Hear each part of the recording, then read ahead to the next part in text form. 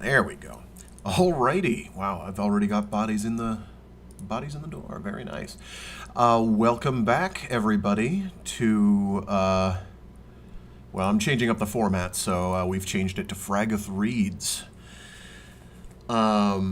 So since my schedule is going to be dodgy as hell for the foreseeable future, I'm just going to read one book at a time, as many times a week as I have days off. So this lends itself to unpredictability, but with that, it also lends itself so that if there were streams people were skipping before, they no longer necessarily will be afforded that opportunity. Other than the fact that I don't actually care if you tune in live. I'll be brutally honest. If you tune in live, you can go right ahead. I don't mind. If you don't tune in live, you can go right ahead. I don't mind. It's totally fine. Watching them after listening to them, whatever. I've lost the plot. Anyway, so we're starting Endymion, which is the sequel duology to the Hyperion Cantos. The Hyperion Cantos being Hyperion and The Fall of Hyperion by Dan Simmons. He would later go on to write Endymion, followed by the Rise of Endymion. If I am mispronouncing Endymion, that is unfortunate. I do know how to pronounce his first name. So and this will not be immediately clear until we get there. What is that? Oh. Somebody left me a love note. I'll get that later. I will respect you for tuning in, God damn it, Frank Misers / Mulo Spultz. Yes, I suppose I will. So I am reading from okay, so my copy is much darker than that one. I think that one's been like contrast adjusted substantially, because on mine you cannot tell that there's actually like something resembling a face underneath the spiky noggin, the spiky clean dome, eclipsing a sun, which you actually have a hard time seeing that it's a sun. It's very clearly a sun on mine. Anyway, it's the omnibus edition I'm reading from, which is a brick. It is a big honkin' tome that collects both volumes.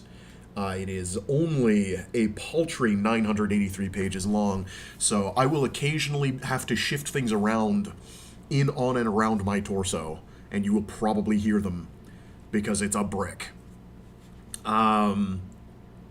So I've also made certain choices that some people may or may not like as far as character voices, specifically with regards to Aeneas, because I was like, when I was reading this like a year and change ago, in order to prep for, or actually it was less than a year ago, it was like half a year, 3/4 months ago, I was doing a reread of it to get it in my head. I got it into my head to do a certain voice for Aeneas, and I was like, oh no, I can't hear anything else now. We'll let that be a surprise until the time comes, and I apologize if people are truly offended by it, by their borderline messiah figure having a certain voice. Then I'm sorry, but it got stuck in there, and I can't get it out. I haven't actually figured out all the voices I want to use yet, but most of them should lend themselves pretty well. Pretty easily. The ones I'm gonna have to figure out are some of the characters in a certain faction.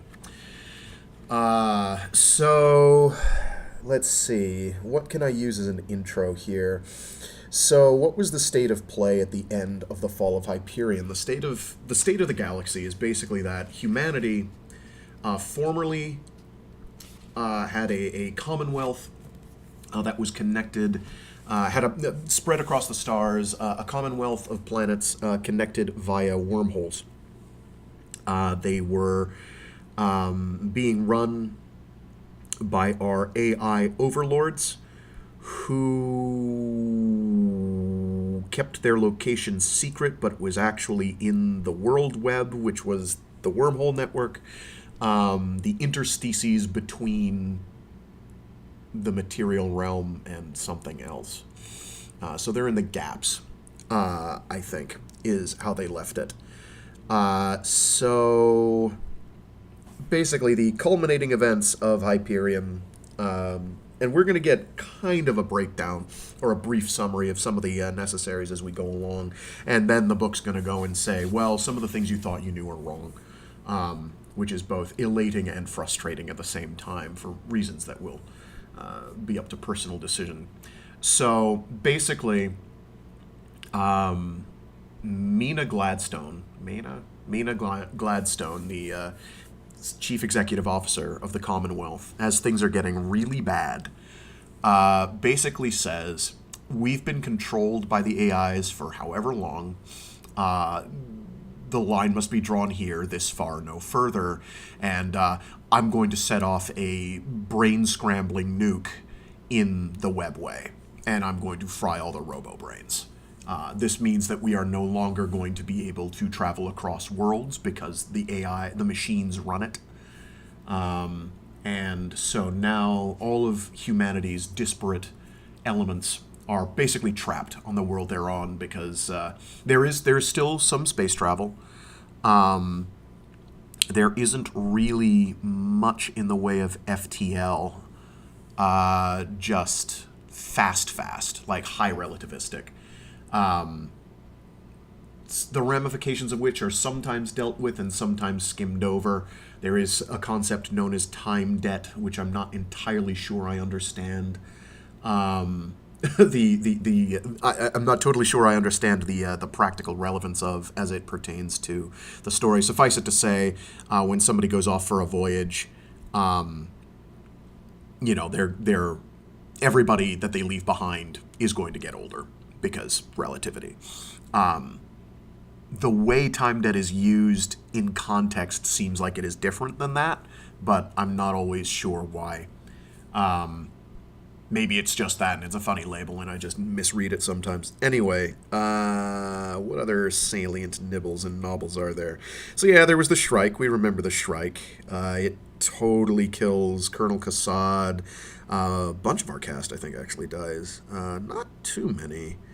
Let's see, something world trees, something Shrike cult, something Catholic Church, something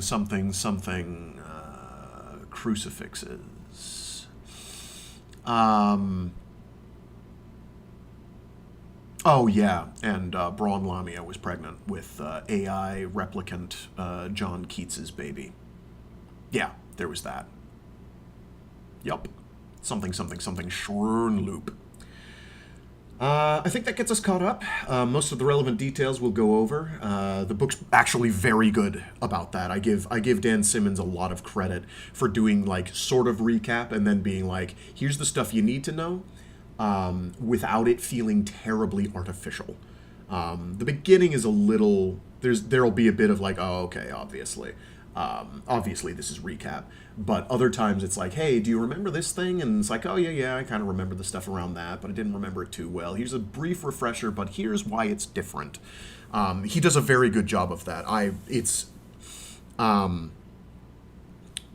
of the things I respect the hell out of it for as a sequel, is it is both willing to do its own thing while also retaining, staying mostly true, but also generally respecting the audience's intelligence and being like, well, I'm going to assume you read this. Here's some finer points you may or may not remember. That's fine.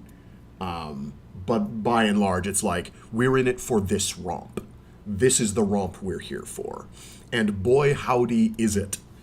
It is a romp. It is a good one. You can make up your own mind about how satisfying the conclusion is. There will be fewer moments of me breaking down and blubbering, but I won't promise there will be none. I'm an emotional boy. I don't know what to tell you. I get emotional. So let's break off a roughly 50-page chunk and see where that leaves us.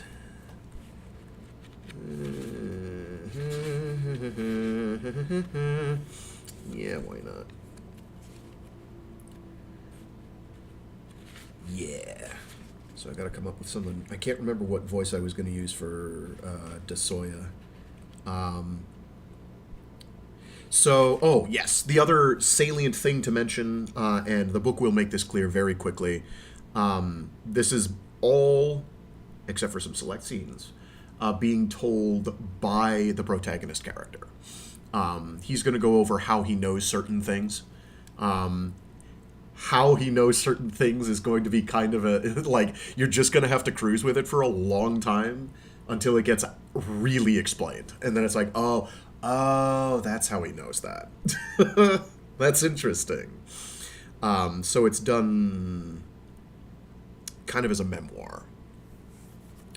Thank you for tuning in, SLC Punk 665.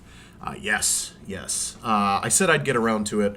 I was probably going to wait a little later, but a lot of people were like, oh, I can't wait for Endymion. I was like, yeah, obviously I'm going to get on that. But of course I had booked myself out like 9 novels or something silly. Minimum of 7. Anyway. So yeah, the ongoing format for the foreseeable future, and I'll probably do it for the whole year, unless something drastic changes in my scheduling, is I will just focus on one book at a time, and you will get what you get. I'll have to make a new playlist section category, but that's okay. That's not a big deal. Anyway, I'm glad you enjoy my channel. I appreciate this. Anyway, without any more undue yapping on my part, because I've yammered for the last 15 odd minutes, yes, let's get crockin'. So this was originally... So the omnibus edition that I'm reading from was published in 2005. Endymion was originally published in 96, and Rise of Endymion was from the distant future year of 1997, which means he basically wrote the whole thing in one go and then just had to release it in 2 separate volumes. And then, considering the length of the beast, yeah. Yeah, you'd be hard-pressed to get anyone to buy a brick this big, unless you're someone like me who likes his big brick books. Did I just do another further ado? Yeah, I sure did. Okay, let's get rockin' and a-rollin' with Endymion.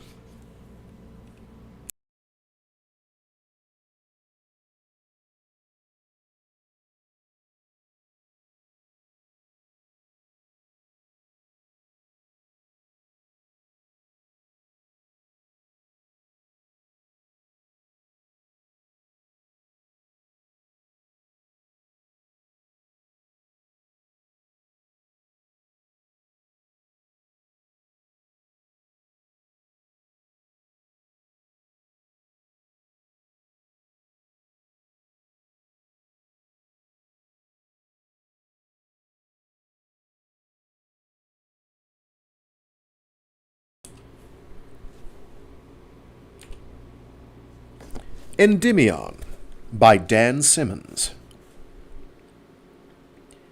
We must not forget that the human soul, however independently created, our philosophy represents it as being, is inseparable in its birth and in its growth from the universe into which it is born. Teilhard de Chardin. Give us gods! Oh, give them us! Give us gods! We are so tired of men and motor power. D.H. Lawrence. It's off, he says. What do you mean it's off? Oh. Check, mic check. Is that better?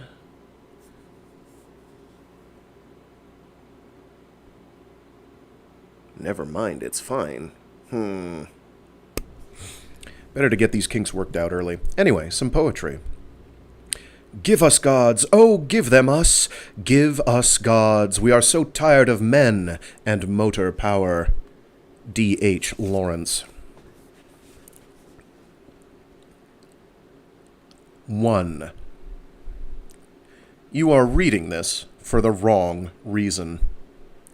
If you are reading this to learn what it was like to make love to a Messiah, our Messiah, then you should not read on, because you are little more than a voyeur. If you are reading this because you are a fan of the old poets' cantos and are obsessed with curiosity about what happened next in the lives of the Hyperion pilgrims, you will be disappointed. I do not know what happened to most of them. They lived and died almost 3 centuries before I was born. If you are reading this because you seek more insight into the message from the one who teaches, you may also be disappointed. I confess that I was more interested in her as a woman than as a teacher or a messiah. Finally, if you are reading this to discover her fate, or even my fate, you are reading the wrong document. Although both our fates seem as certain as anyone's could be, I was not with her when hers was played out, and my own awaits the final act even as I write these words. If you are reading this at all, I would be amazed, but this would not be the first time that events have amazed me. The past few years have been one improbability after another, each more marvelous and seemingly inevitable than the last. To share these memories is the reason that I am writing. Perhaps the motivation is not even to share, knowing that the document I am creating almost certainly will never be found, but just to put down the series of events so that I can structure them in my own mind. "How do I know what I think until I see what I say?" wrote some pre-Hegira writer. Precisely. I must see these things in order to know what to think of them. I must see the events turn to ink and the emotions in print to believe that they actually occurred and touched me. If you are reading this for the same reason that I am writing it, to bring some pattern out of the chaos of the last years, to impose some order on the essentially random series of events that have ruled our lives for the past standard decades, then you may be reading this for the right reason after all. Where to start? With a death sentence, perhaps? But whose? My death sentence or hers? And if mine, which of mine? There are several from which to choose. Perhaps this final one is appropriate. Begin at the beginning. I am writing this in a Schrödinger cat box in high orbit around the quarantined world of Armagast. The cat box is not much of a box, more of a smooth-hulled ovoid, a mere 6 meters by 3 meters. It will be my entire world until the end of my life.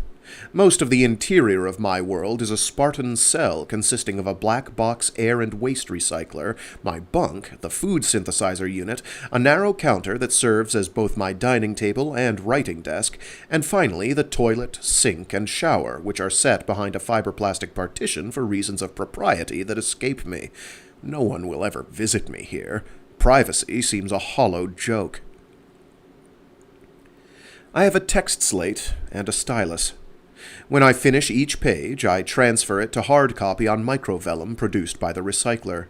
The low accretion of wafer-thin pages is the only visible change in my environment from day to day. The vial of poison gas is not visible. It is set into the static dynamic shell of the cat box, linked to the air filtration unit in such a way that to attempt to fiddle with it would trigger the cyanide, as would any attempt to breach the shell itself. The radiation detector, its timer, and the isotope element are also fused into the frozen energy of the shell. I never know when the random timer activates the detector. I never know when the same random timing element opens the lead shielding to the tiny isotope. I never know when the isotope yields a particle. But I will know when the detector is activated at the instant the isotope yields a particle. There should be the scent of bitter almonds in that second or two before the gas kills me. I hope that it will be only a second or two. Technically, according to the ancient enigma of quantum physics, I am now neither dead nor alive. I am in the suspended state of overlapping probability waves once reserved for the cat in Schrödinger's thought experiment. Because the hull of the cat box is little more than a position-fused energy ready to explode at the slightest intrusion, no one will ever look inside to see if I am dead or alive. Theoretically, no one is directly responsible for my execution, since the immutable laws of quantum theory pardon or condemn me from each microsecond to the next. There are no observers. But I am an observer. I am waiting for this particular collapse of probability waves with something more than detached interest. In the instant after the hissing of cyanide gas begins, but before it reaches my lungs and heart and brain, I will know which way the universe has chosen to sort itself out. At least, I will know as far as I am concerned, which, when it comes right down to it, is the only aspect of the universe's resolution with which most of us are concerned. And in the meantime, I eat and sleep and void waste and breathe and go through the full daily ritual of the ultimately forgettable, which is ironic since right now I live, if live is the correct word, only to remember. And to write about what I remember. If you are reading this, you are almost certainly reading it for the wrong reason. But as with so many things in our lives, the reason for doing something is not the important thing. It is the fact of doing that remains. Only the immutable facts that I have written this and you are reading it remain important in the end. Where to begin? With her? She is the one you want to read about, and the one person in my life whom I wish to remember above everything and everyone else. But perhaps I should begin with the events that led me to her, and then to here by way of much of this galaxy and beyond. I believe that I shall begin with the beginning, with my first death sentence.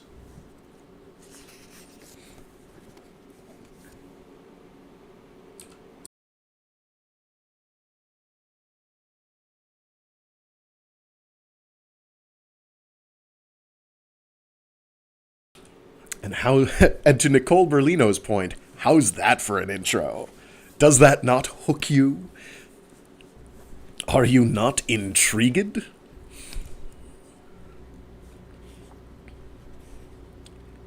Two. My name is Rawl Endymion. My first name rhymes with Paul.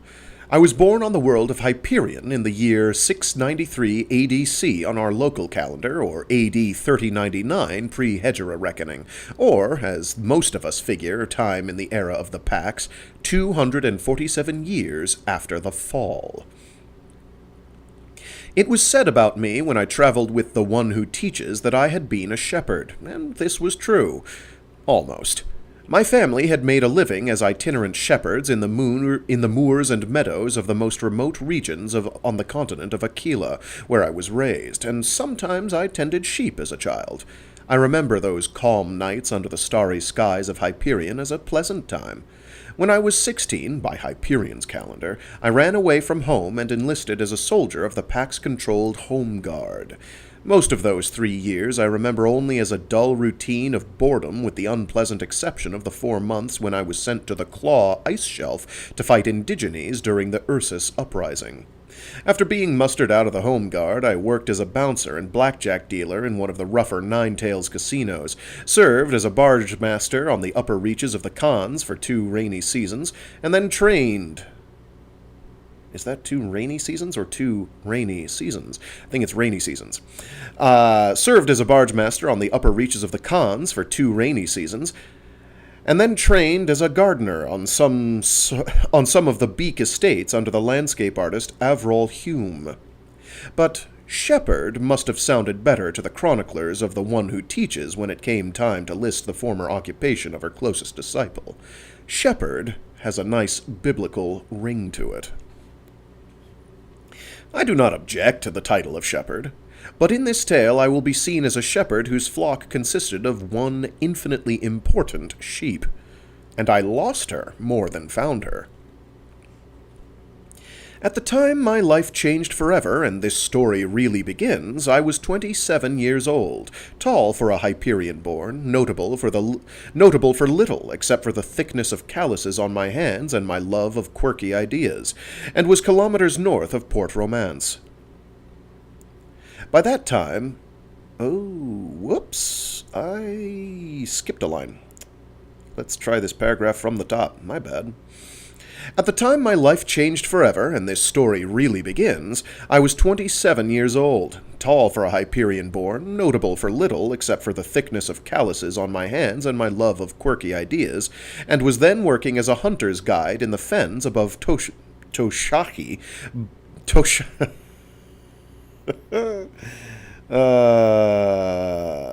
And was then working as a hunter's guide in the fens above Toshahi Bay, 100 kilometers north of Port Romance.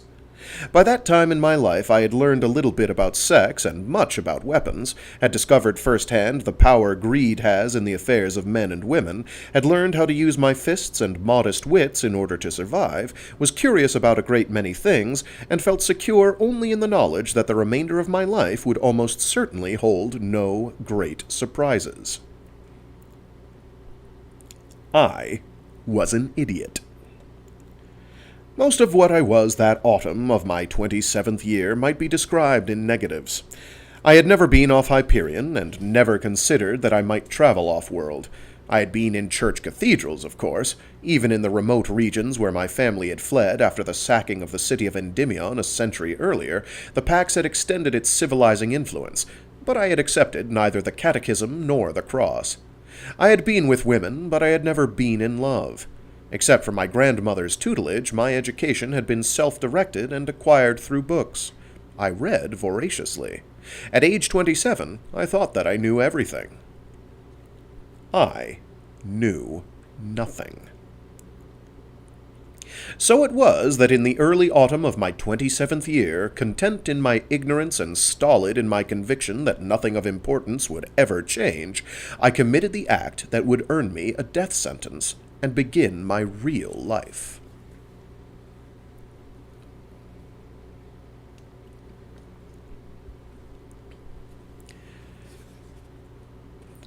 The fens above Toshahi Bay are dangerous and unhealthy, unchanged since long before the fall, but hundreds of wealthy hunters, many from off-world, come there every year for the ducks.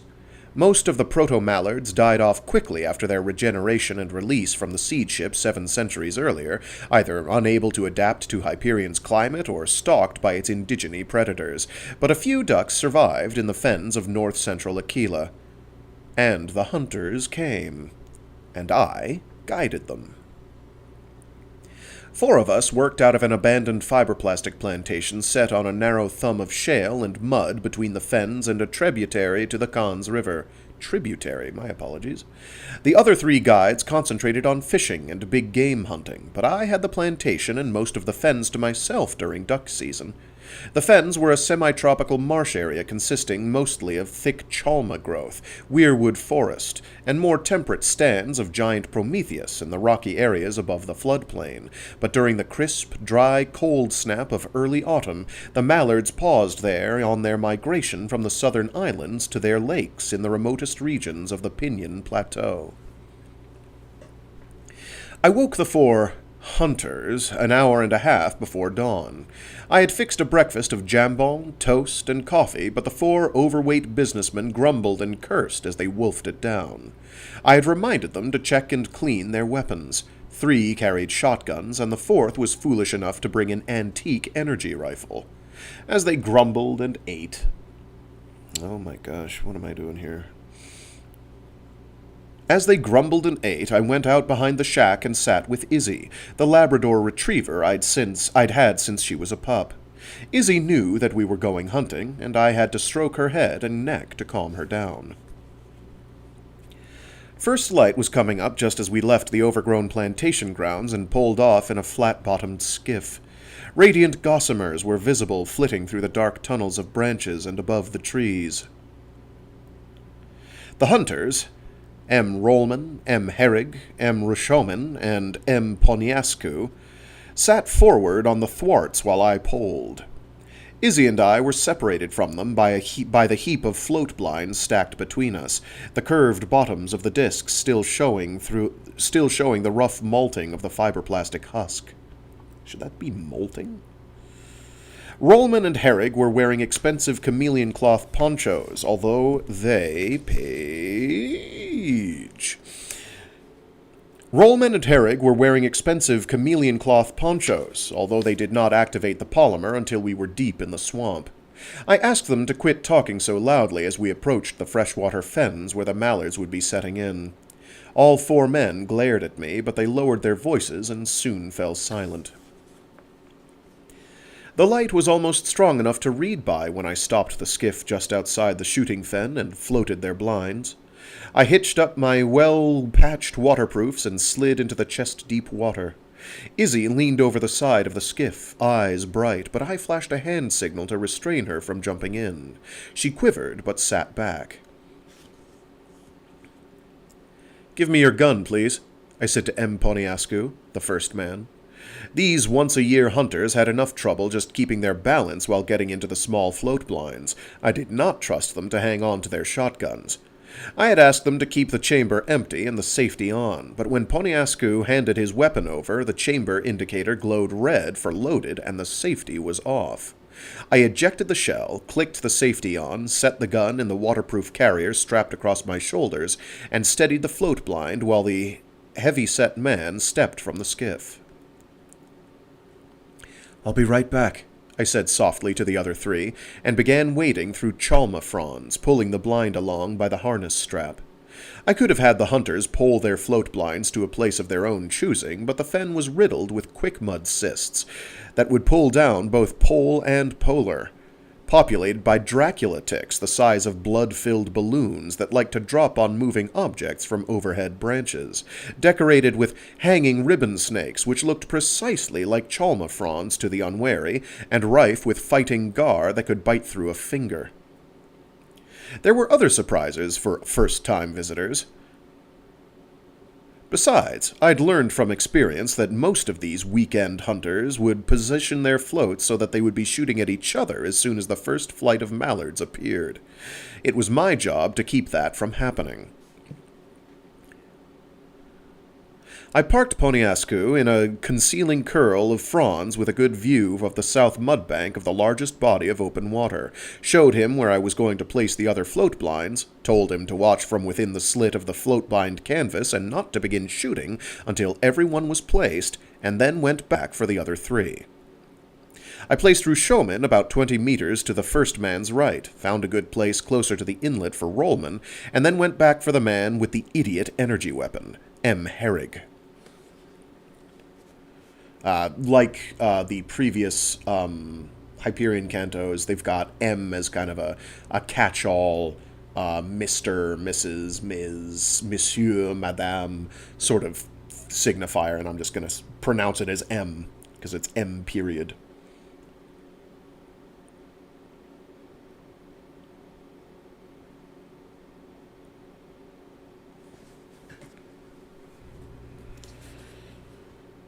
Where were we? I appreciate it. Are you not accepting monetary support from pop followers? Not at this time, no. Severo.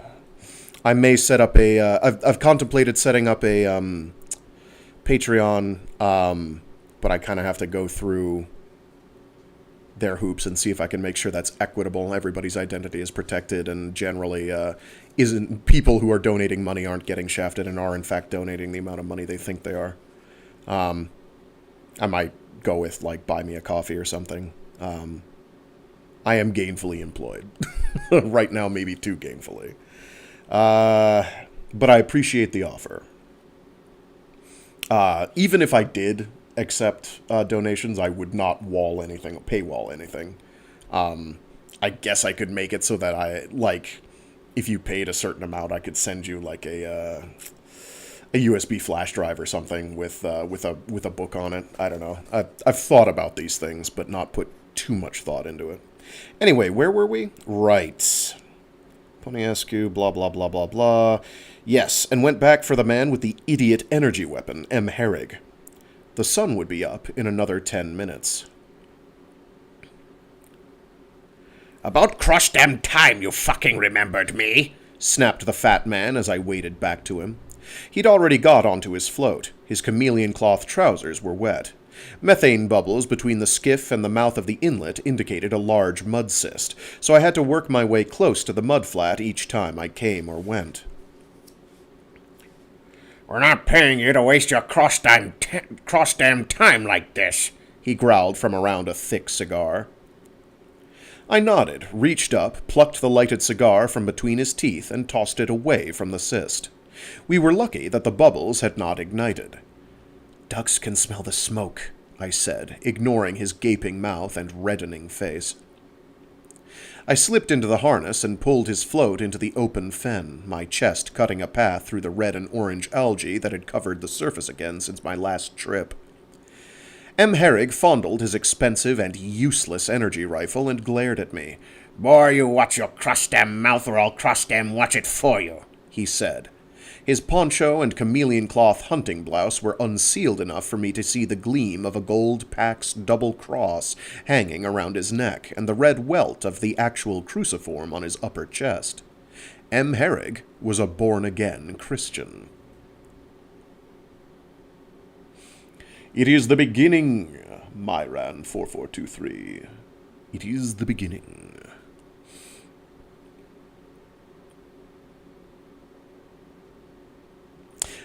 M. Herrig was a born-again Christian. I said nothing until I had his float positioned properly to the left of the inlet. All 4 of these experts could put fire out toward the pond now without fear of hitting one another. "Pull your canvas around and watch from the slit," I said, untying the line from my harness and securing it around a chalma root.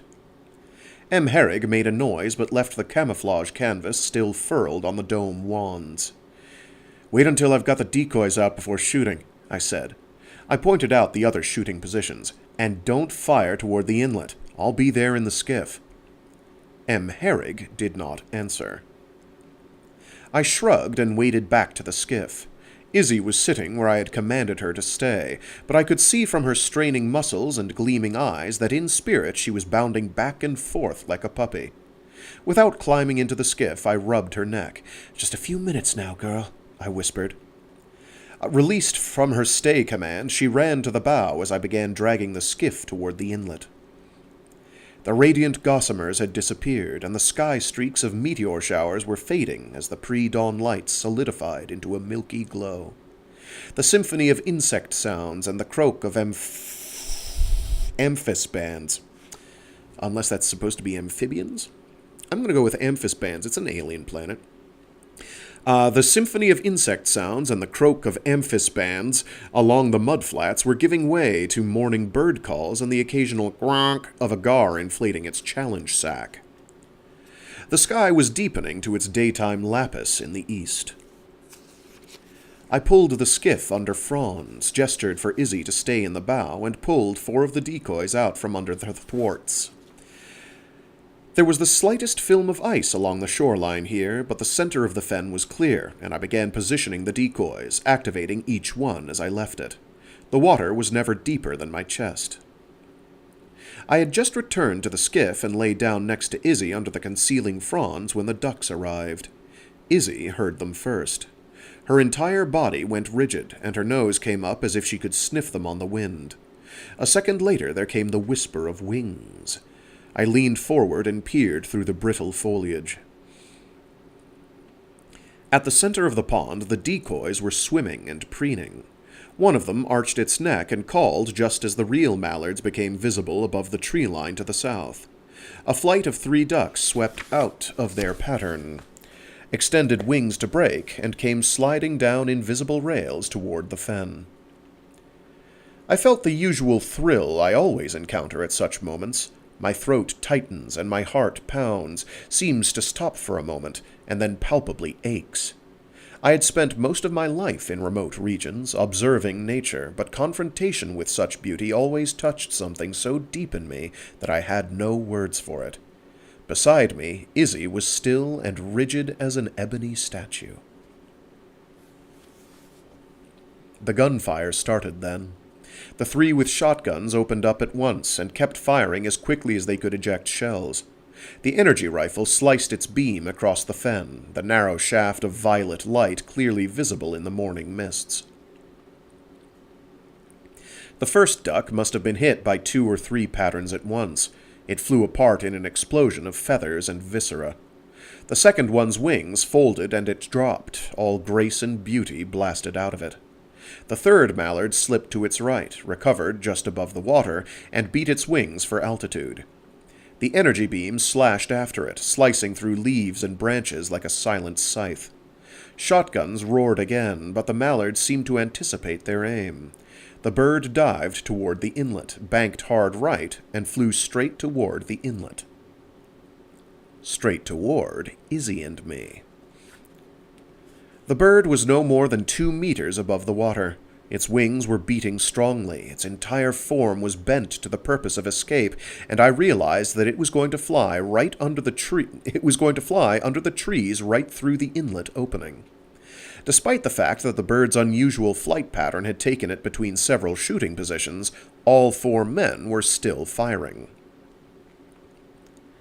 I used my right leg to push the skiff out of the concealing branches. "Cease fire!" I shouted in a command voice that I'd acquired during my brief career as a sergeant in the Home Guard. 2 of the men did. 1 shotgun and the energy rifle continued firing. The mallard never wavered as it passed the skiff a meter to our left. Izzy's body quivered, and her mouth seemed to drop farther open in surprise as the duck flapped low past us. The shotgun did not fire again, but I could see the violet beam panning toward us through the rising mists. I shouted and pulled Izzy down between the thwarts. The mallard escaped the tunnel of chalma branches behind us and beat its wings for altitude. Suddenly the air smelled of ozone, and a perfectly straight line of flame flashed across the stern of the boat. I threw myself flat against the bottom of the skiff, grabbing Izzy's collar and tugging her closer as I did so.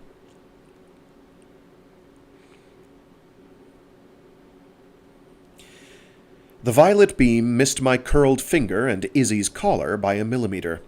I saw the briefest glimmer of a quizzical look in Izzy's excited eyes, and then she tried to lower her head to my chest the way she had as a puppy when she acted penitent. At the movement, her head and the section of neck above her collar separated from her body and went over the side with a soft splash. I still held the collar, and her weight was still on me, her forepaws still quivering against my chest. Then blood geysered out from the arteries in the cleanly severed neck, and I rolled aside, pushing the spasming, headless body of my dog away from me. Her blood was warm, and it tasted of copper.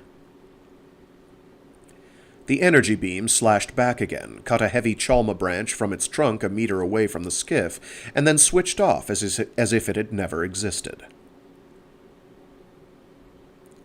I sat up and looked across the pond at M. Herrig. The fat man was lighting a cigar. The energy rifle lay across his knees. The smoke from his cigar mingled with the tendrils of mist still rising from the fen.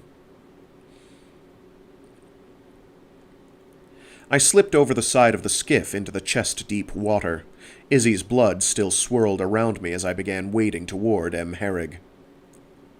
He lifted his energy rifle and held it across his chest in port arms as I approached.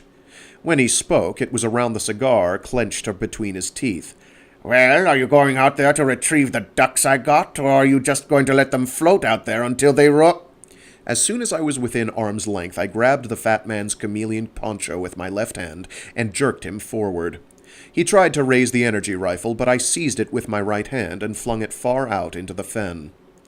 M. Herrig shouted something then, his cigar tumbled into the float blind, and I pulled him off his stool and into the water. He came up spluttering and spitting algae, and I hit him once, very hard, squarely in the mouth. I felt the skin on my knuckles tear as several of his teeth snapped, and then he was sprawling backward. His head hit the frame of the float blind with a hollow bang, and he went under again. I waited for his fat face to rise to the surface again like the belly of some dead fish, and when it did, I held it down, watching the bubbles rise while his arms flailed and his pudgy hands batted uselessly at my wrists. The other 3 hunters began shouting from their shooting positions across the fen. I ignored them. When M. Herrig's hands had dropped away and the stream of bubbles had thinned to a weak trickle, I released him and stepped back. For a moment I did not think he was going to come up, but then the fat man exploded to the surface and hung on the edge of the float. He vomited water and algae. I turned my back on him and waded across to the others. "That's all for today," I said. "Give me your guns. We're going in." Each man opened his mouth as if to protest. Each man took a look at my eyes and blood-spattered face and handed me his shotgun. Retrieve your friend. Retrieve your friend, I said to the last man, Poniascu.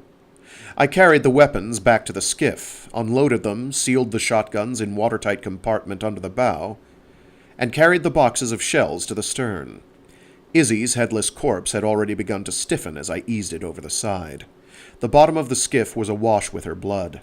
I went back to the stern, stowed the shells, and stood leaning on the pole. The 3 hunters returned eventually, awkwardly paddling their own floats while pulling the one in which M. Herrig was sprawled. The fat man was still hanging over the side, his face pale. They climbed into the skiff and began trying to pull the floats aboard. "Leave them," I said. "Tie them to that Chalma root. I'll come back for them later." They tied off the floats and pulled M. Herrig aboard like some obese fish. The only sounds were the birds and insects of the fen coming alive and M. Herrig's continued retching. When he was aboard, the other 3 hunters seated and muttering, I pulled us back to the plantation as the sun burned through the last of the morning vapors rising from the dark waters. That should have been the end of it. Except, of course, it was not.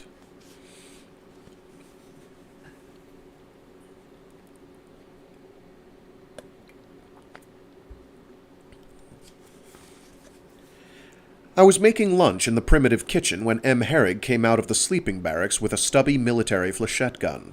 Such weapons were illegal on Hyperion. The packs allowed no one except the home guard to carry them. I could see the white, shocked faces of the other 3 hunters peering from the barracks door as M. Herrig staggered into the kitchen amid a fog of whiskey fumes. The fat man could not resist the impulse to give a short, melodramatic speech before killing me. "You cross-damned heathen son of a bitch," he began, but I did not stand around to listen to the rest. I threw myself down and forward even as he fired from the hip. 6,000 steel flechettes blew apart the stove, the pan of stew I had been cooking on the stove. Let me try that again. Emphasis on the right syllable. 6,000 steel flechettes blew apart the stove, the pan of the stew I had been cooking on the stove, the sink, the window above the sink, and the shelves and crockery on the shelves. Food, plastic, porcelain, and glass showered over my legs as I crawled under the open counter and reached for M. Herrig's legs, even as he leaned over the counter to spray me with a second burst of flechettes. I grabbed the big man's ankles and jerked. He went down on his back with a crash that sent a decade's worth of dust rising from the floorboards. I clambered up over his legs, kneeing him in the groin as I climbed, and grabbed his wrist with the intention of forcing the gun out of his hands. He had a firm grip on the stock. His finger was still on the trigger. The magazine whined softly as another flechette cartridge clicked into place. I could smell M. Herrig's whiskey and cigar breath on my face as he grimaced triumphantly and forced the weapon's muzzle toward me. In one movement, I slammed my forearm against his wrist and the heavy gun, squeezing it tight under M. Herrig's fleshy chins. Our eyes met for the instant before his struggles made him complete his squeeze of the trigger.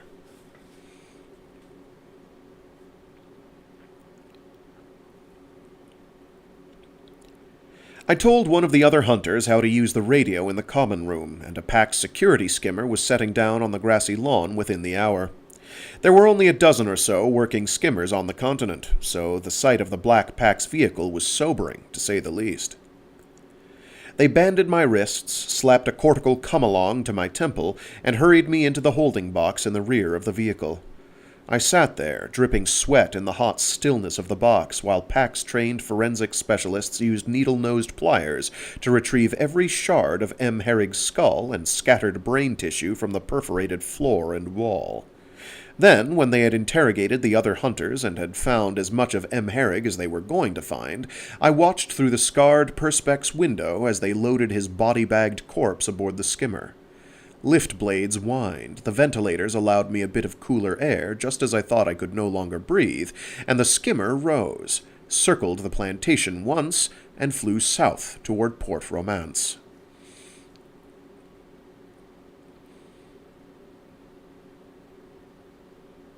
My trial was held 6 days later.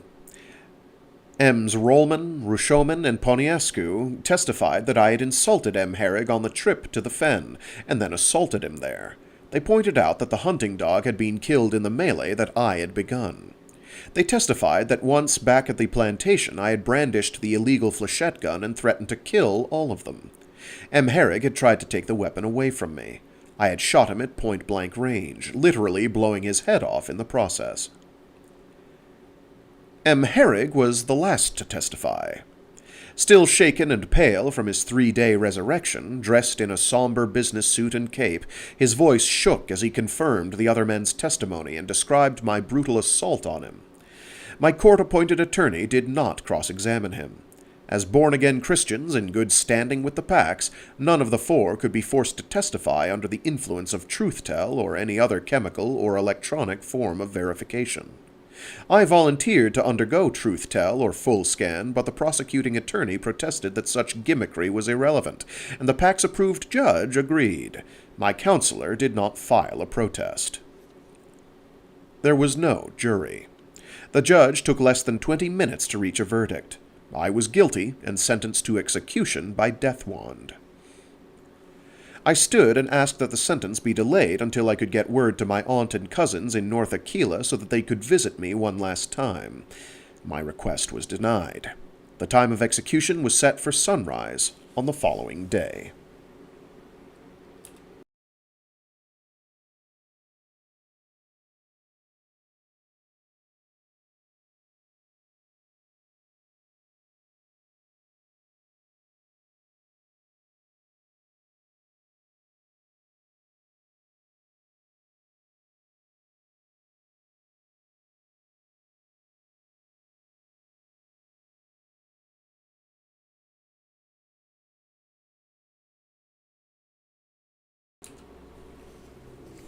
III.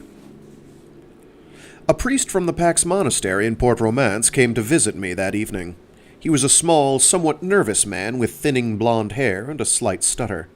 Once in the windowless visiting room, he introduced himself as Father Tse and waved the guards away. "My son," he began, and I felt the urge to smile, since the priest looked to be about my age. "My son, are you prepared for tomorrow?" Any urge to smile fled. I shrugged. Father Tse chewed his lip. "You have not accepted our Lord," he said, voice tense with emotion. I had the urge to shrug again, but spoke instead. "I haven't accepted the cruciform, Father. It might not be the same thing." His brown eyes were insistent, almost pleading. "It is the same thing, my son. Our Lord has revealed this." I said nothing. Father Tse sat down his missal and touched... Missal? Homophones are fun. Father Tse set down his missal and touched my bound wrist. "You know that if you repent this night and accept Jesus Christ as your personal Savior, that 3 days after...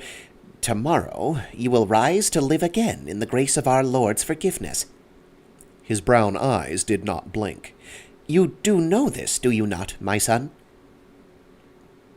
I returned his gaze. Some prisoner in the adjoining cell block had screamed most of the last 3 nights. I felt very tired. "Yes, Father," I said. "I know how the cruciform works." Father Tse vigorously shook his head. "Not the cruciform, my son. The grace of our Lord." I nodded. "Have you gone through resurrection, Father?" The priest glanced down. "Not yet, my son, but I have no fear of that day." He looked up at me again. "Nor must you." I closed my eyes for a moment. I had been thinking about this for almost every minute of the past 6 days and nights. "Look, Father," I said, "I don't mean to hurt your feelings, but I made the decision some years ago not to go under the cruciform, and I don't think that this is the right time to change my mind." Father Tse leaned forward, eyes bright. "Any time is the right time to accept our Lord, my son. After sunrise tomorrow there will be no more time. Your dead body will be taken out from this place and disposed of at sea, mere food for the carrion fish beyond the bay." This was not a new image for me.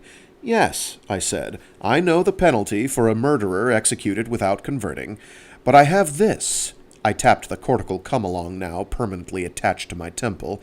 I don't need a cruciform symbiote embedded in me to put me in a deeper slavery. Father Tse pulled back as if I had slapped him. One mere lifetime of commitment to our Lord is not slavery. Oh. One mere lifetime of commitment to our Lord is not slavery, he said, his stutter banished by cold anger. Millions have offered this before the tangible blessing of immediate resurrection in this life was offered. Billions gratefully accept it now. He stood up. You have the choice, my son, eternal light with the gift of almost unlimited life in this world in which to serve Christ, or eternal darkness. I shrugged and looked away. Father Tse blessed me, said goodbye in tones commingled with sadness and contempt, turned, called the guards, and was gone. A minute later, pain stabbed at my skull as the guards tickled my come-along and led me back to my cell.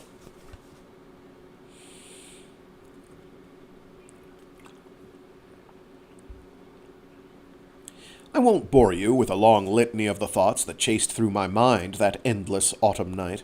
I was 27 years old. I loved life with a passion that sometimes led me into trouble, although never anything as serious as this before. For the first few hours of that final night, I pondered escape in the way a caged animal must claw at steel bars. The prison was set high on the sheer cliff overlooking the reef called the Mandible, far out on Toshahi Bay. Everything was unbreakable perspex, unbendable steel, or seamless plastic. The guards carried death wands, and I sensed no reluctance in them to use them. Even if I should escape, a touch of a button on the come-along remote would curl me up with the universe's worst migraine until they followed the beacon to my hiding place. My last hours were spent pondering the folly of my short, useless life. I regretted nothing, but also had little to show for Rawl Endymion's 27 years on Hyperion. The dominant theme of my life seemed to be the same perverse stubbornness that had led me to reject resurrection. So you owe the Church a lifetime of service, whispered a frenzied voice in the back of my skull. At least you get a lifetime that way, and more lifetimes beyond that. How can you turn down a deal like that? Anything's better than real death. Your rotting corpse being fed to the amprays, coelacanths, and skarkworms. Think about this. I closed my eyes and pretended to sleep just to flee from the shouts echoing in my own mind. The night lasted an eternity, but sunrise still seemed to come early. 4 guards walked me to the death chamber, strapped me into a wooden chair, and then sealed the steel door. If I looked over my left shoulder, I could see faces peering through the perspex. Somehow I had expected a priest, maybe not Father Tse again, but a priest, some representative of the Pax, to offer me one final chance at immortality. There was none.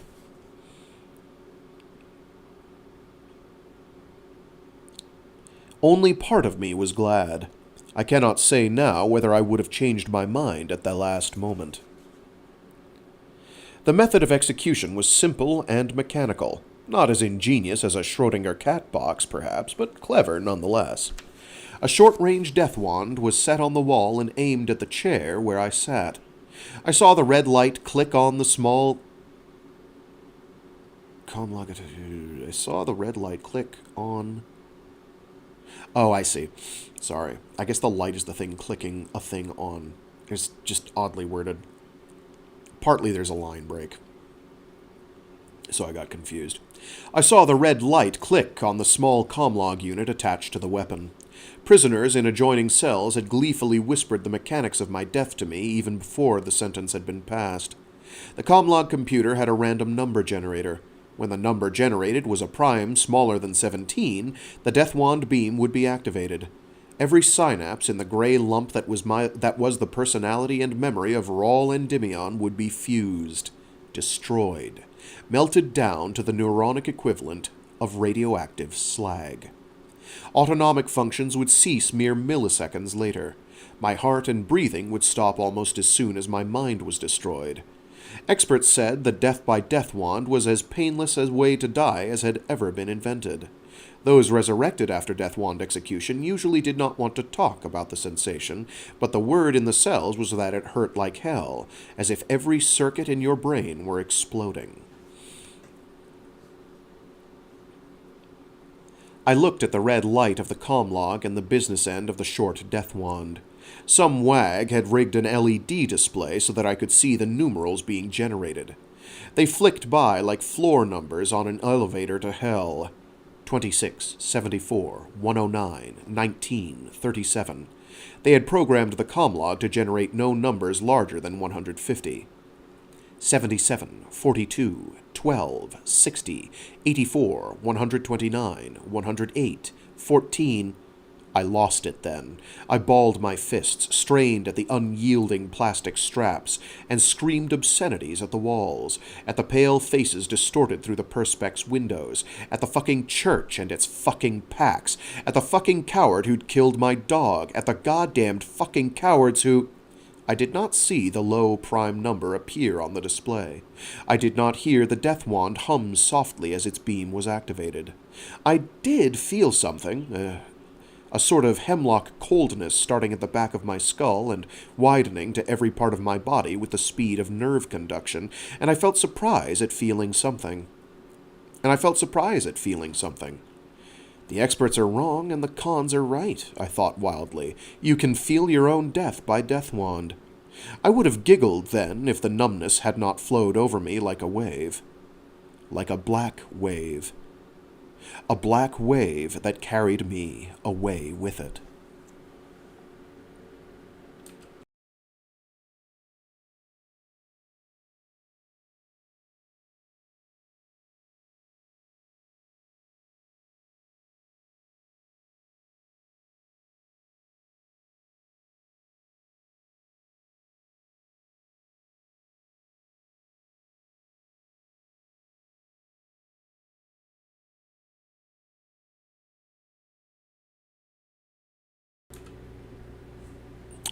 IV. I was not surprised to wake up alive. I suppose one is surprised only when one awakens dead. At any rate, I awoke with no more discomfort than a vague tingling in my extremities and lay there watching sunlight crawl across a rough plaster ceiling for a minute or more, until an urgent thought shook me full awake. Wait a minute, didn't they... Huh? I sat up and looked around. If there was any lingering sense that my execution had been a dream, the prosaic quality of my surroundings dispelled it immediately. The room was pie-shaped with a curved and whitewashed outer stone wall and thick plaster ceilings. The bed was the only piece of furniture, and the heavy off-white linen on it complemented the texture of plaster and stone. There was a massive wooden door, closed, beyond the and an arched window open to the elements. One glance at the lapis sky beyond the window told me that I was still on Hyperion. There was no chance that I was still in the Port Romance prison. The stone here was too old, the details of the door too ornamental, the quality of linen too good. I rose, found myself naked, and walked to the window. The autumn breeze was brisk, but the sun was warm on my skin. I was in a stone tower. Yellow chalma and the thick tangle of low weirwood wove a solid canopy of treetops up hills to the horizon. Everblues grew on granite rock faces. I could see other walls, ramparts, and the curve of another tower stretching away along the ridgeline upon which this tower stood. The walls seemed old. The quality of their construction and the organic feel of their architecture was from an era of skill and taste long predating the Fall. That's fall with a capital F, as in the fall of the World Web. I guessed at once where I must be. The chalma and weirwood suggested that I was still on the southern continent of Aquila. The elegant ruins spoke of the abandoned city of Endymion. I had never been to the town from which my family took its surname, but I had heard many descriptions of it from Grandam, our clan storyteller. Endymion had been one of the first Hyperion cities settled after the dropship crash almost 700 years earlier. Until the fall, it had been famous for its fine university, a huge castle-like structure that towered over the old town in the valley. Grandham's great-grandfather's grandfather had been a professor at the university until the Pax troops commandeered the entire region of central Aquila and literally sent thousands of people packing. And now, I had returned. A bald man with blue skin and cobalt-blue eyes came through the door, set underwear and a simple day suit of what looked like homespun cotton on the bed, and said, "Please get dressed." I admit that I stared silently as the man turned and went out the door. Blue skin, bright blue eyes, no hair. It, had to be the first android that I had ever seen. If asked, I would have said that there were no androids left on Hyperion. They had been illegal to biofacture since before the fall, and although they had been imported by the legendary Sad King Billy to build most of the cities in the north centuries ago, I had never heard of one still existing on our world. I shook my head and got dressed. The day suit fit nicely, despite my rather unusually large shoulders and long legs. I was back at the window when the android returned. He stood by the open door and gestured with an open hand. "This way, please, Endymion." I resisted the impulse to ask questions and followed him up the tower stairs. The room at the top took up the entire floor. Late afternoon sunlight streamed in through yellow and red stained glass windows. At least one window was open, and I could hear the rustle of the leaf canopy far below as a wind came up from the valley. This room was as white and bare as my cell had been, except for a cluster of medical equipment and communication consoles in the center of the circle. The android left, closing the heavy door behind him, and it took me a second to realize that there was a human being in the Let's try this again. The android left, closing the heavy door behind him, and it took me a second to realize that there was a human being in the locus of all that equipment. At least, I thought it was a human being. The man was lying on a flow-foam hoverchair bed that had been adjusted to a sitting position. Tubes, IV drips, monitor filaments, and organic-looking umbilicals ran from the equipment to the wizened figure in the chair. I say wizened, but in truth the man's body looked almost mummified, the skin wrinkled like the folds of an old leather jacket, the skull mottled and almost perfectly bald, the arms and legs emaciated to the point of being vestigial appendages. Everything about the old man's posture made me think of a wrinkled and featherless baby bird that had fallen out of the nest. His parchment skin had a blue cast to it that made me think android for a moment, but then I saw the different shade of blue, the faint glow of the palms, ribs, and forehead, and realized that I was looking at a real human who had enjoyed, or suffered, centuries of Polson treatments. No one receives Polson treatments anymore. The technology was lost in the fall, as were the raw materials from worlds lost in time and space. Or so I thought. But here was a creature at least many centuries old who must have received Polson treatments as recently as decades ago.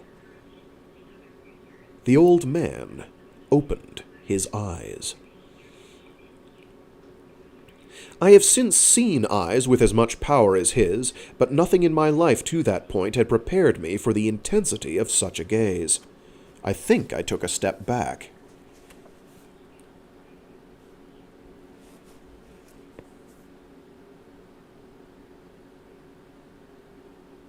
"Come closer, Raul Endymion."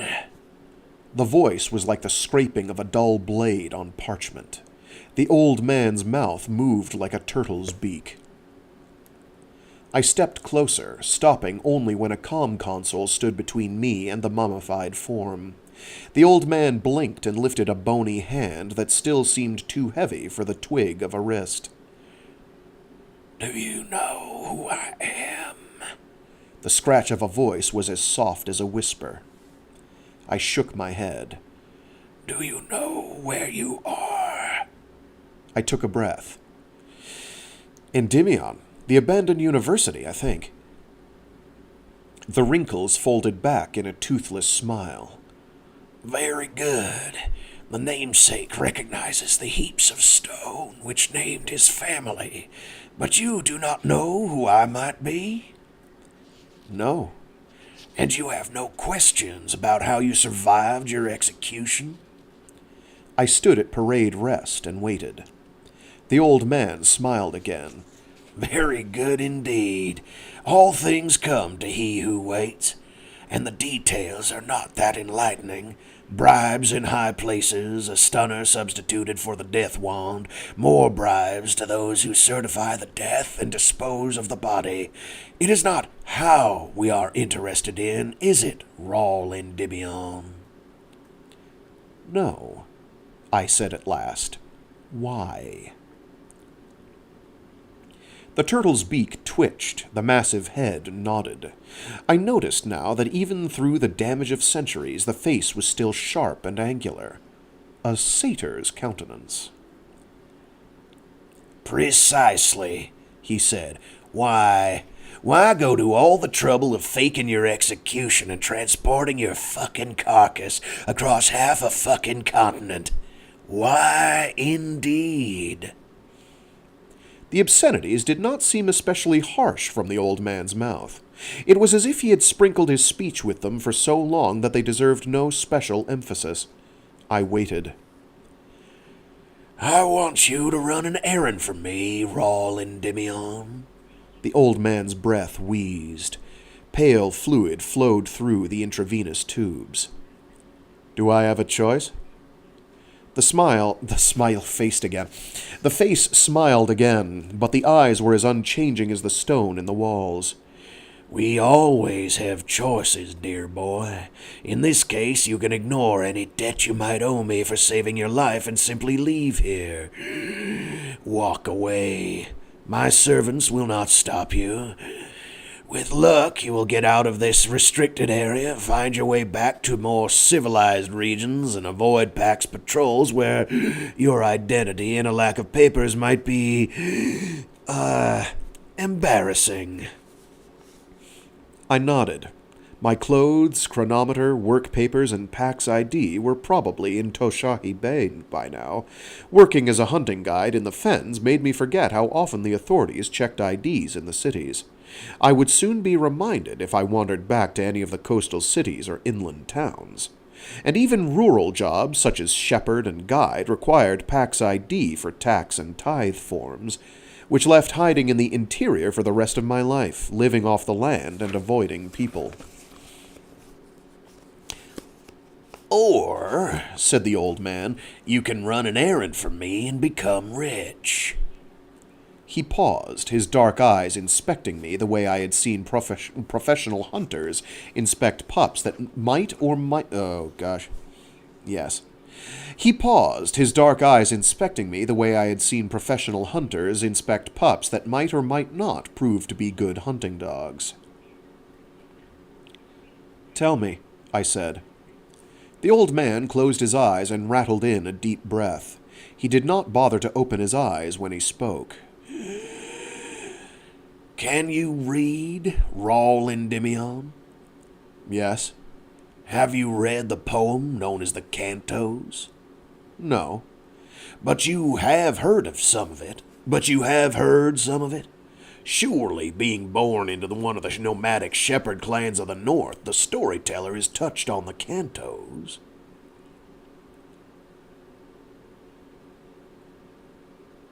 There was a strange tone in the cracked voice. Modesty, perhaps. I shrugged. I've heard bits of it. My clan preferred the Garden Epic or the Glennon Heights saga. The satyr features creased into a smile.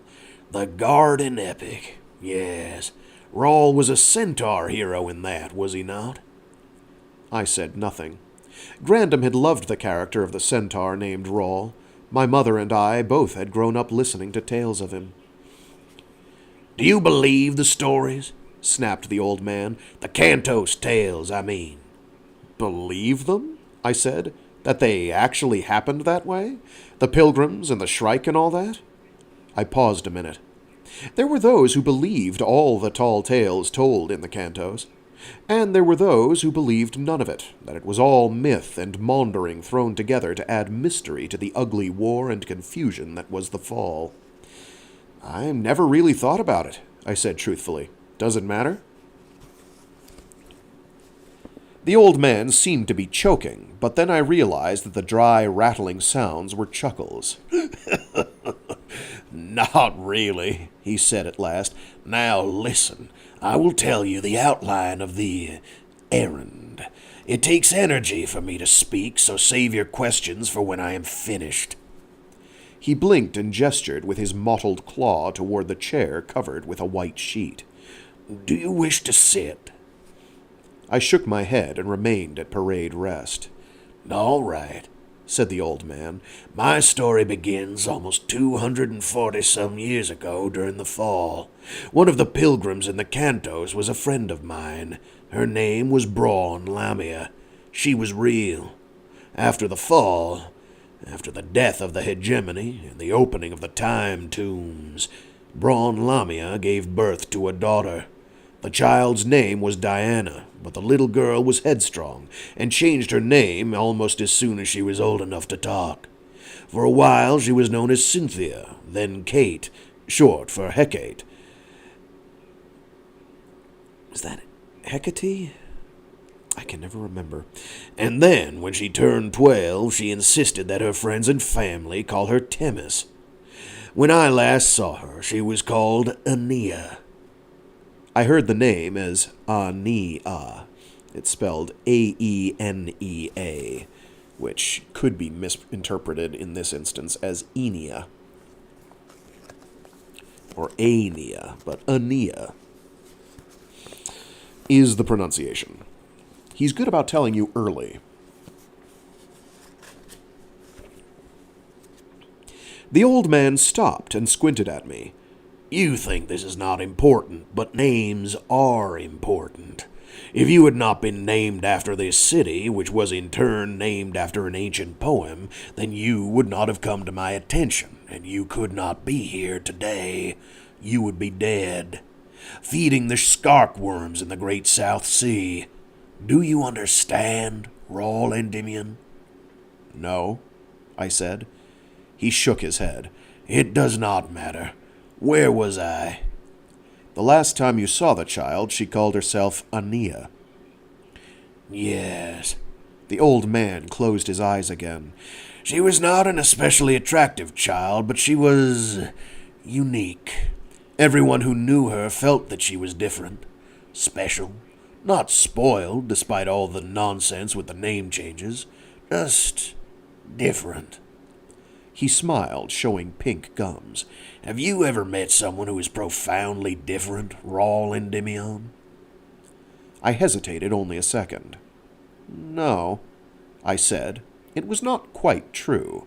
This old man was different, but I knew he was not asking that. Kate, Aenea, was different, he said, eyes closed again. Her mother knew it.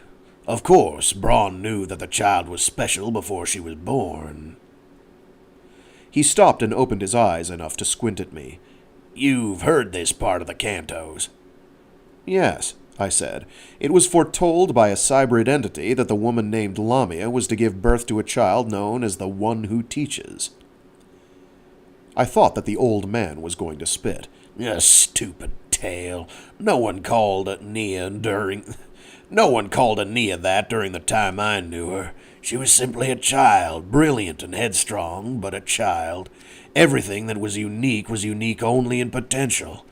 But then... His voice trailed off and his eyes seemed to film over. It was as if he had lost track of the conversation. I waited. But then Braun Lamia died, he said several minutes later, voice stronger, as if there had been no gap in the monologue. And Aenea disappeared. She was 13. Technically, I was her guardian, but she did not ask my permission to disappear. One day she left, and I never heard from her again. Here the story paused again, as if the old man were a machine that ran down occasionally and required some internal rewinding. Where was I? He said at last. You never heard from her again. Yes, I never heard from her, but I know where she went and when she will reappear. The time tombs are off limits now, guarded from public view by the Pack's troops stationed there. But do you remember the names and functions of the tombs, Rawl Endymion? I grunted. Grandam used to grill me on aspects of the oral tales in much this way.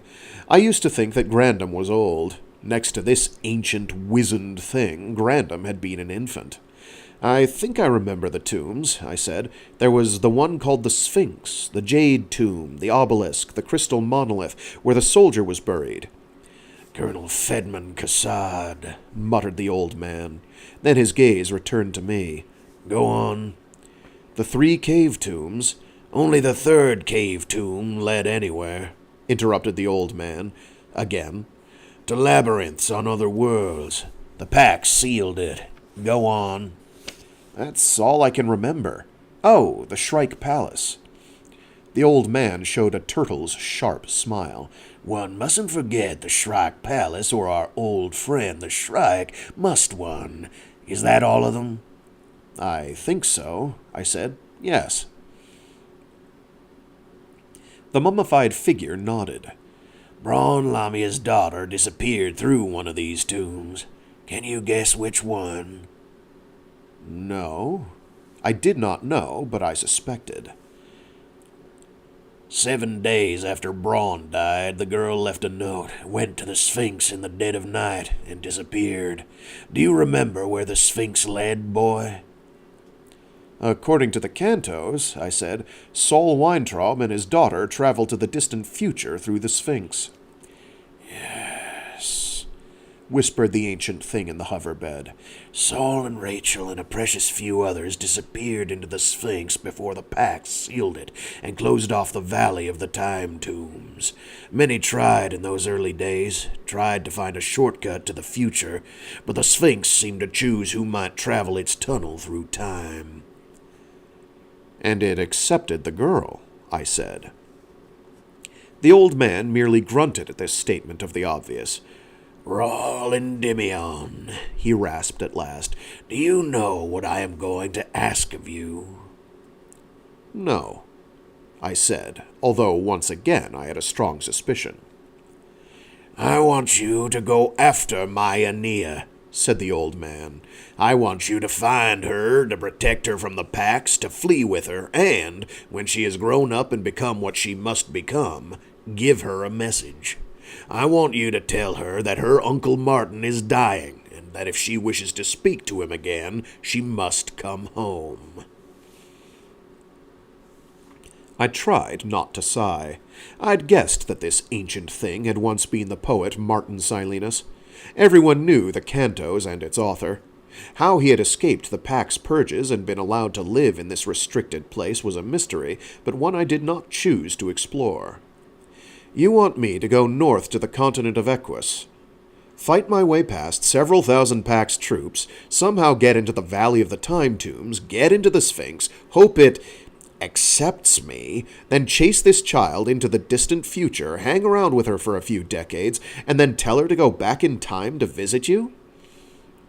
For a moment there was a silence broken only by the soft sounds of Martin Silenus's life support equipment.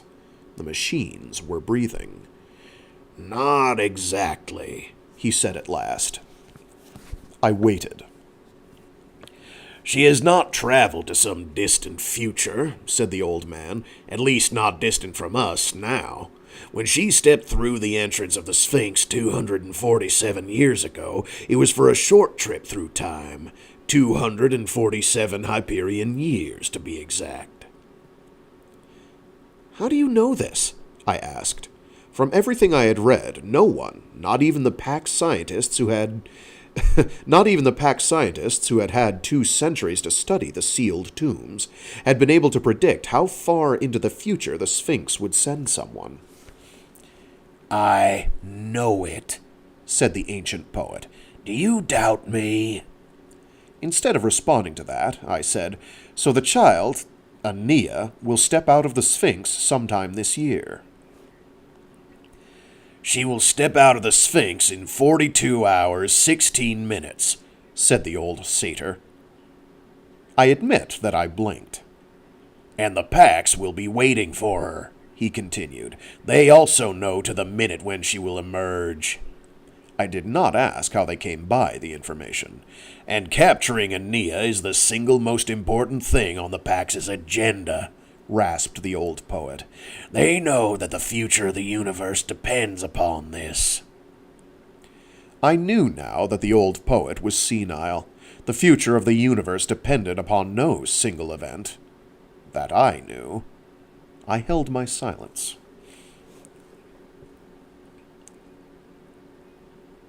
There are, at this moment, more than 30,000 Pax troops in and around the Valley of the Time Tombs. At least 5,000 of them are Vatican Swiss Guard. I whistled at this. The Vatican Swiss Guard was the elite of the elite, the best trained, best equipped military force in the far-flung expanse of the Pax. A dozen Vatican Guard troops in full regalia could have beaten the entire 10,000 troops of Hyperion's home guard. So, I said, I have 42 hours to get to Equus, cross the sea of grass and the mountains, somehow get past 20 or 30,000 of the Pax's best troops, and rescue the girl?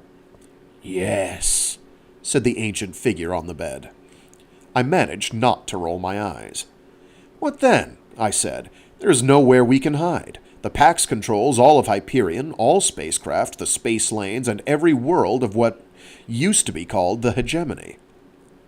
Oh, and every world of what used to be the hegemony. If she is as important as you say, they will turn Hyperion upside down until they find her. Even if we could somehow get off planet, which we can't, there would be no way we could escape. There is a way for you to get off planet, the poet said in a tired voice. There is a ship. I swallowed hard. There is a ship. The idea of traveling between the stars for months while decades or years passed back home took my breath away. I had joined the Home Guard with the childish notion of someday belonging to the Pax military and flying between the stars. A foolish notion for a youngster who had already decided not to accept the cruciform. Still, I said, not truly believing that there was a ship. No member of the Pax Mercantilis would transport fugitives. I don't know if that's a long I or a short I. Mercantilis? Pax Mercantilis? Anyway, they do mercantile things. For the Pax. No member of the Pax Mercantilis would transport fugitives. Even if we make it to another world, they would have us. Unless you see us fleeing by ship for centuries of time debt. No, said the old man. Not centuries, not decades. You will escape by ship to one of the nearest worlds of the old hegemony. Then you will go a secret way. You will see the old worlds. You will travel the river Tethys. Okay, Hecate, thank you. I only just glanced over at the, we're not going to have to worry about it. So she would have been calling herself Katie. Katie. Hecate. She's not anymore, though. I don't think we're ever going to hear the name again here. But thank you, nonetheless. You will travel the river Tethys. I knew now that the old man had lost his reason. When the Farcasters fell and the AI Technocore abandoned humankind, the World Web and hegemony had died that same day. The tyranny of interstellar distances had been reimposed upon humanity. Now only the Pax forces, their puppet Mercantilis... I'm going to change that probably every time I read it. Their puppet Mercantilis...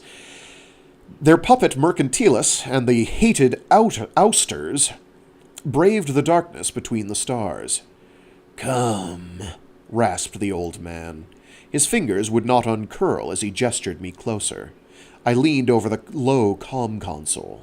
I could smell him, a vague combination of medicine, age, and something like leather.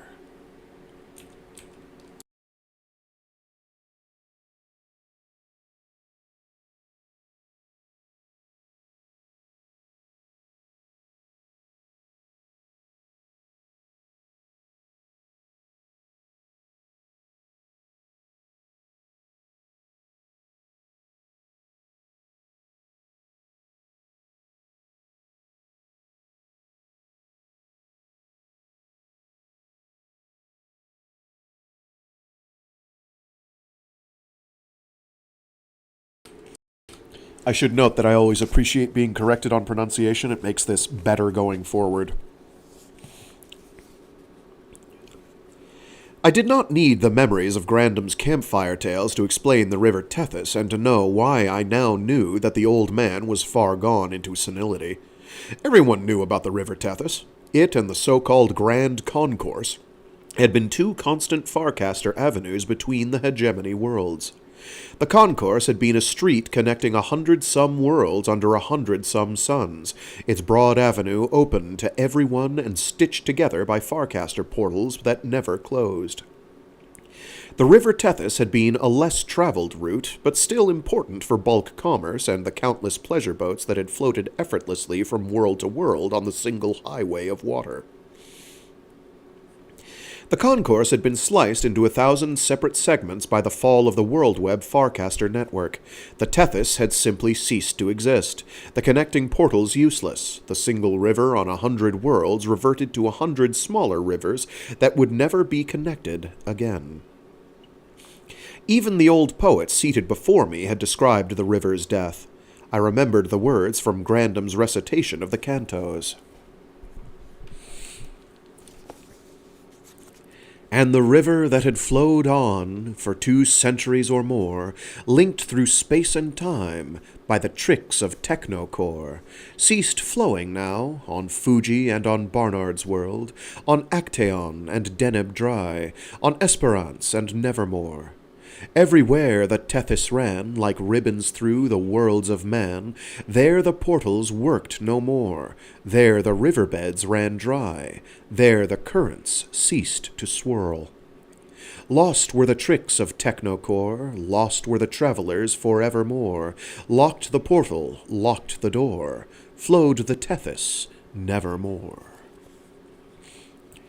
Come closer, whispered the old poet, still beckoning me with his yellowed finger. I leaned closer. The ancient creature's breath was like a dry wind out of an unsealed tomb, free of odor but ancient, somehow redolent of forgotten centuries, as he whispered to me. A thing of beauty is a joy forever. Its loveliness increases. It will never pass into nothingness. I pulled my head back and nodded as if the old man had said something sensible. It was clear that he was mad. As if reading my mind, the old poet chuckled. I have often been called insane by those who underestimate the power of poetry. Do not decide now, Rawl Endymion. We will meet later for dinner, and I will finish describing your challenge. Decide then. For now, rest. Your death and resurrection must have tired you. The old man hunched over, and there came the dry rattling that I now understood as laughter. The android showed me back to my room. I caught glimpses of courtyards and outbuildings through the tower windows. Once I saw another android, also male, walking past clerestory windows across the courtyard. My guide opened the door and stepped back. I realized that I would not be locked in, that I was not a prisoner. "Evening clothes have been set out for you, sir," said the blue-skinned man. "You are, of course, free to go or wander the old university grounds as you wish. I should warn you, Endymion, that there are dangerous animals in the forest and mountains in this vicinity." I nodded and smiled. Dangerous animals would not keep me from leaving if I wished to leave. At the moment, I did not.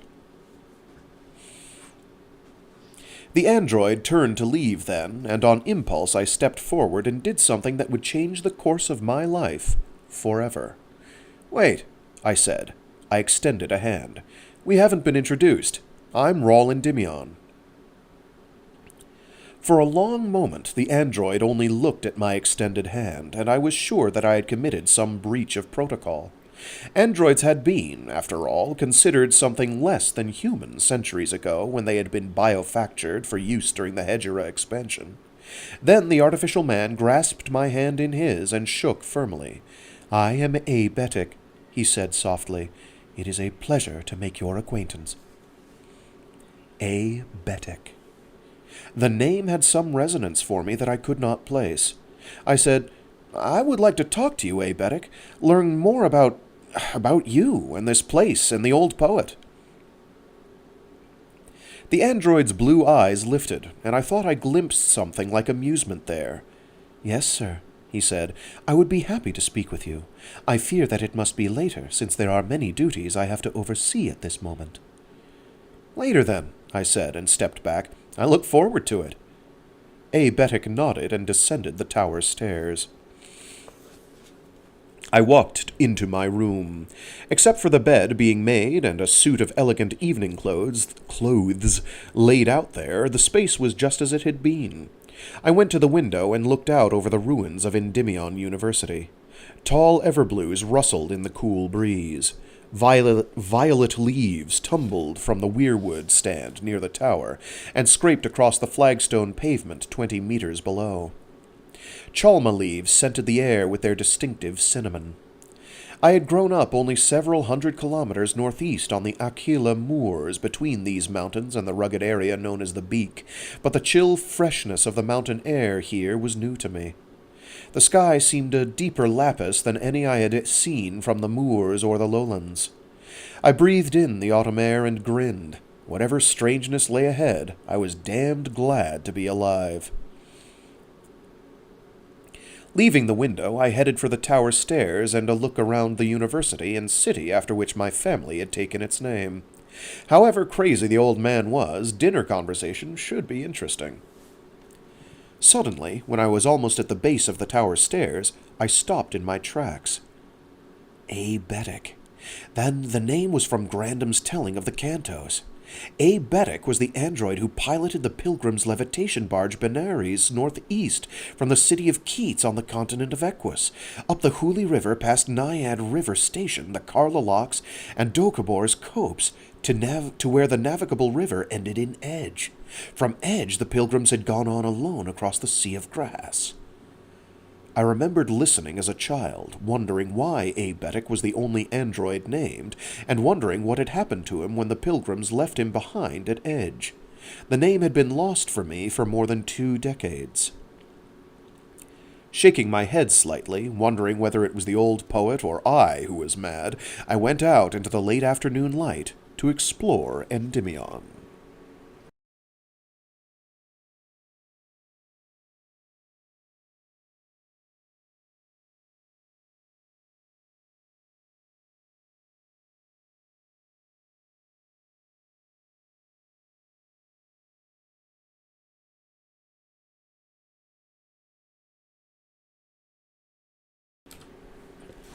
"5.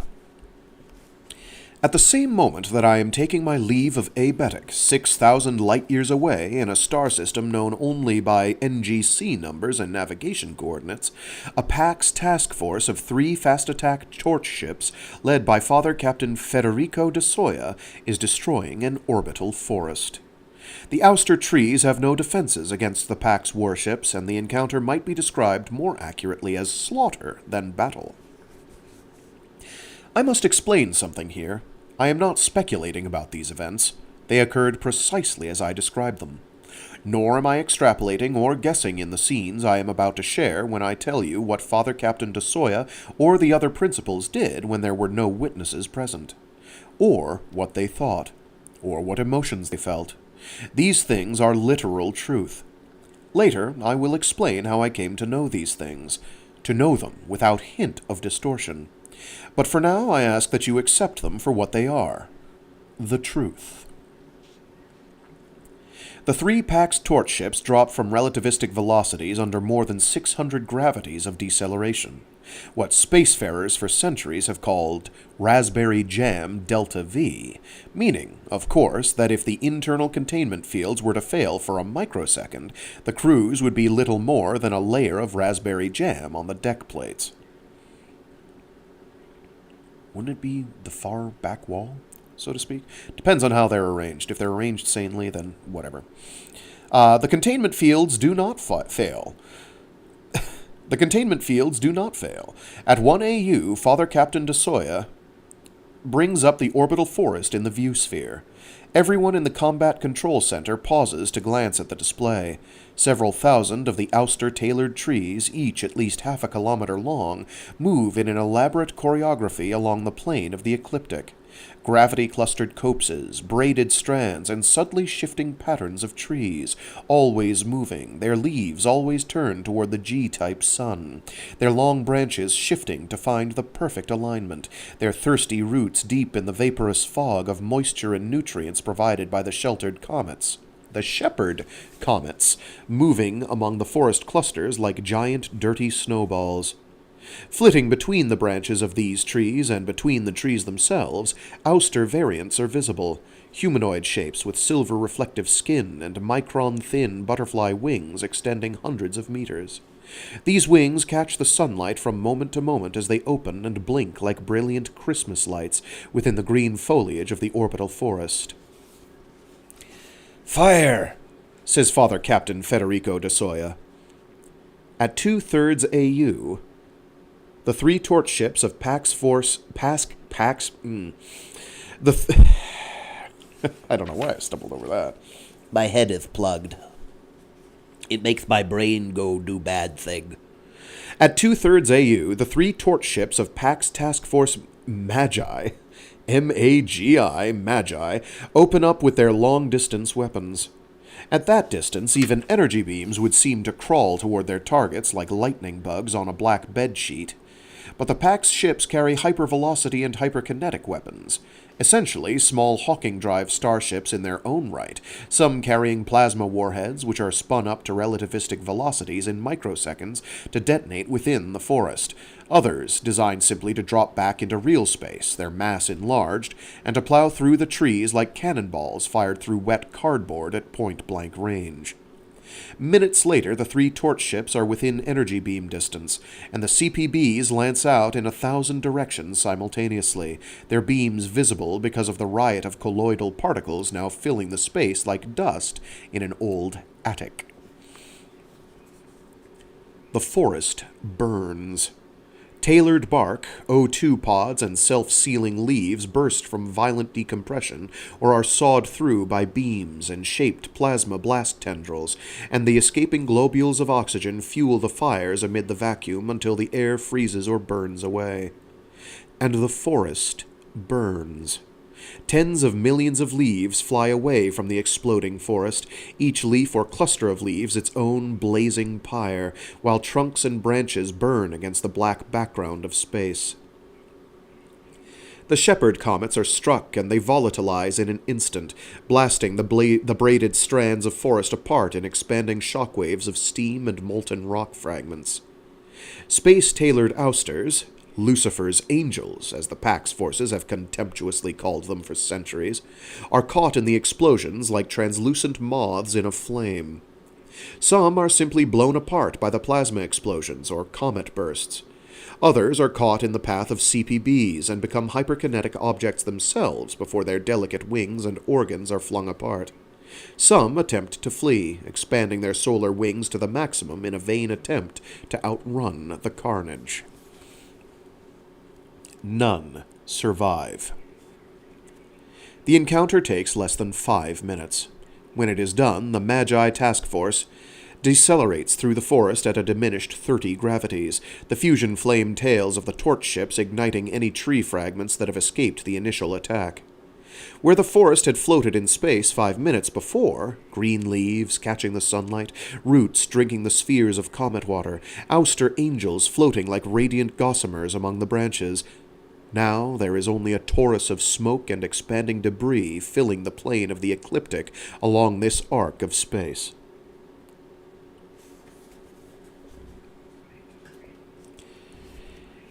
"Any survivors?" asks Father Captain de Soya, standing along the edge of the C3 central display, his hands clasped behind his back, balancing easily with only the balls of his feet touching the stick-tight strip around the display rim. C3 being the, Central Command something. It is written as a C supertext 3, like you do for mathematical notations like cubed. C cubed, but we'll say C3.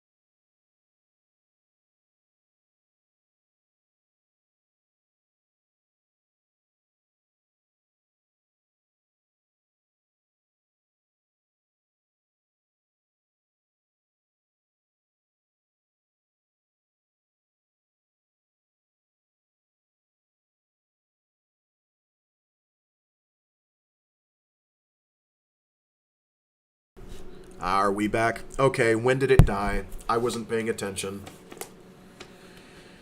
I'm sorry. When did it bug out? Oh, jeez. And knowing how long the stream delay is, it could have been 5-10 minutes ago. Give me a sec.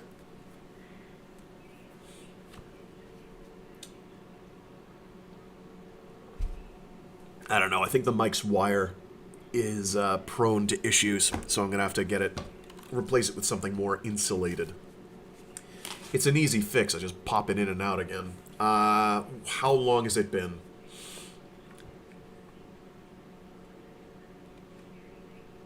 Hopefully not long.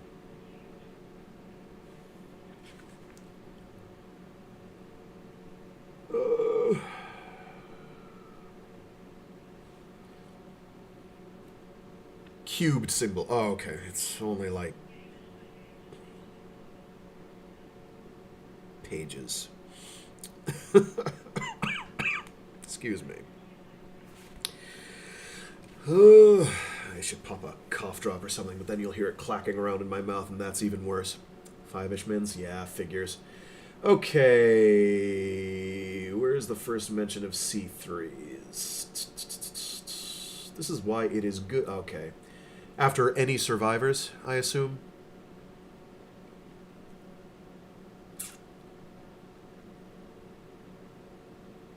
I'm going to assume it's there. Okay, we'll take it from there. Good. Sorry about this.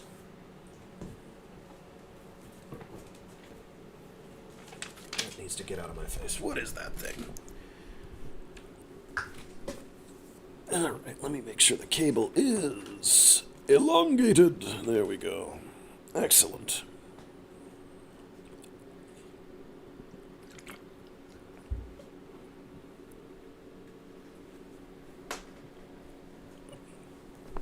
Alrighty.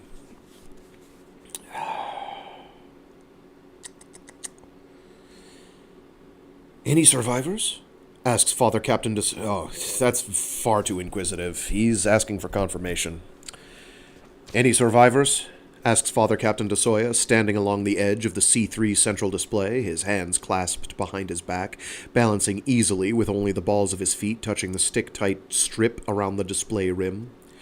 Despite the fact that the torch ship is still decelerating under 30 gravities, the Combat Control Center is held at a constant 1/50th standard G microgravity. The dozen officers held in the room sit and stand with their heads toward the center of the sphere. DeSoya is a short man in his mid-30s, standard. His face is round, the skin dark, and friends have frequently... I skipped a line. And friends have noticed over the years that his eyes reflected priestly compassion more frequently than military ruthlessness. They are troubled now. No survivors, says Mother Commander Stone, DeSoya's executive officer and another Jesuit. She turns from the tactical display to shunt into a blinking comm unit. DeSoya knows that none of his officers in the C3 are pleased by this engagement. Destroying ouster orbital forests is part of their mission. The seemingly innocuous trees serve as refueling and refitting centers for combat swarms. But few Pax warriors take pleasure in wanton destruction. They were trained as knights of the church, defenders of the Pax, not as destroyers of beauty or murderers of unarmed life forms, even if those life forms were tailored ousters who had surrendered their souls. Lay in the usual search pattern, DeSoya orders. Tell the crew to stand down from battle stations. On a modern torch ship, the crew consists of only these dozen officers and half a dozen others spread throughout the ship. Which is pretty impressive. That's an astounding amount of automation, I would think. Suddenly, Mother Commander Stone interrupts.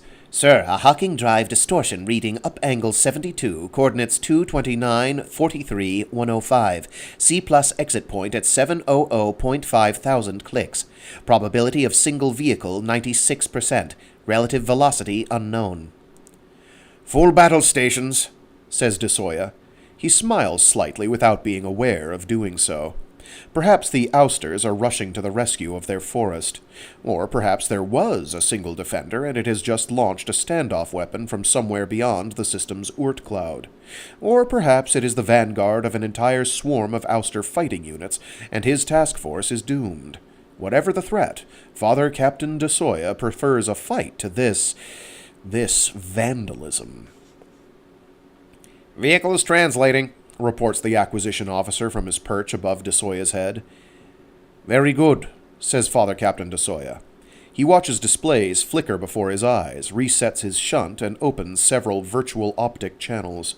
Now the C3 fades away, and he stands in space, a giant 5 million clicks tall, seeing his own ships like specks with flaming tails, the curved column of smoke that is destroyed forest bending past at belt height, and now this intruder flicking into existence several 100,000 clicks and an arm reach above the plane of the ecliptic. Red spheres around his ships show external fields at combat strength. Other colors fill space, displaying sensor readings, acquisition pulses, and targeting preparation. Working on the millisecond tactical level, DeSoya can launch weapons or unleash energies by pointing and snapping his fingers. Transponder beacon, reports the comm officer. Current codes check. It is a PAX courier, Archangel class.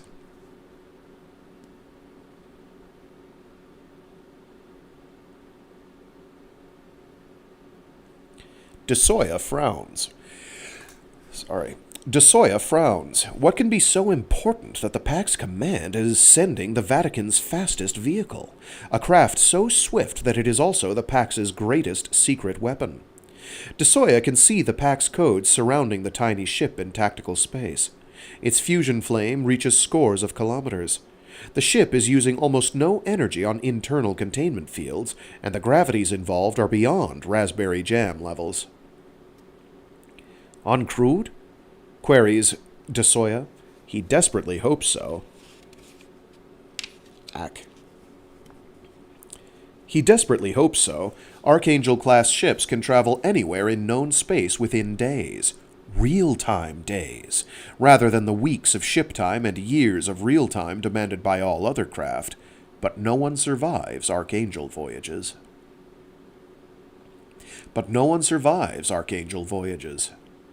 Mother Commander Stone steps into the tactical environment with him. Her black tunic is almost invisible against space, so that her pale face seems to float above the ecliptic, sunlight from the virtual star illuminating her sharp cheekbones. "No, sir," she says softly. Her voice can be heard only by DeSoya in this mode. "Beacon indicates 2 members of the crew in fugue." "Dear Jesus," whispers DeSoya. It is more prayer than curse.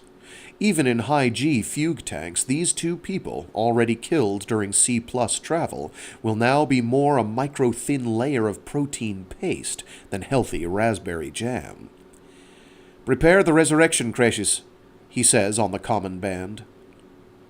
Mother Commander Stone touches the shunt behind her ear and frowns. "Message embedded in code. Human couriers are to be resurrected priority Alpha, dispensation level Omega." Father Captain DeSoya's head snaps around, and he stares at his executive officer for a silent moment. The smoke from the burning orbital forest swirls around their waists. Priority resurrection defies the doctrine of the Church and the rules of Pax Command. It is also dangerous. The chances for incomplete reintegration go from near 0 at the usual 3-day rate to almost 50% at the 3-hour level. And priority level Omega means His Holiness on Pachem. DeSoya sees the knowledge in his exec's eyes.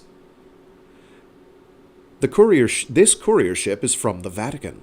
Either someone there or someone in Pax Command, or both, considered this message important enough to send an irreplaceable Archangel courier ship to kill 2 high-ranking Pax officers, since no one else would be trusted with an Archangel, and to risk incomplete reintegration of those same 2 officers. In the tactical space, DeSoya raises his eyebrows in response to his exec's questioning look. On the command band, he says, "Very well, Commander. Instruct all 3 ships to match velocities. Prepare a boarding party. I want the fuel tanks transferred and the resurrections completed by 0630 hours. Please give my compliments to Captain Hearn of the Melchior and Mother Captain Boulet on the Gaspar, and ask them to join me on the Balthazar for a meeting with the couriers at 0700. Father Captain de Soya steps from tactical space into the reality of the C3. Stone and the others are still looking at him. Quickly, says de Soya, and kicks off from the display rim, flying across the space to his private door and pulling himself through the circulation hatch. Wake me when the couriers are resurrected, he says to the white faces watching him in the seconds before the door irises shut.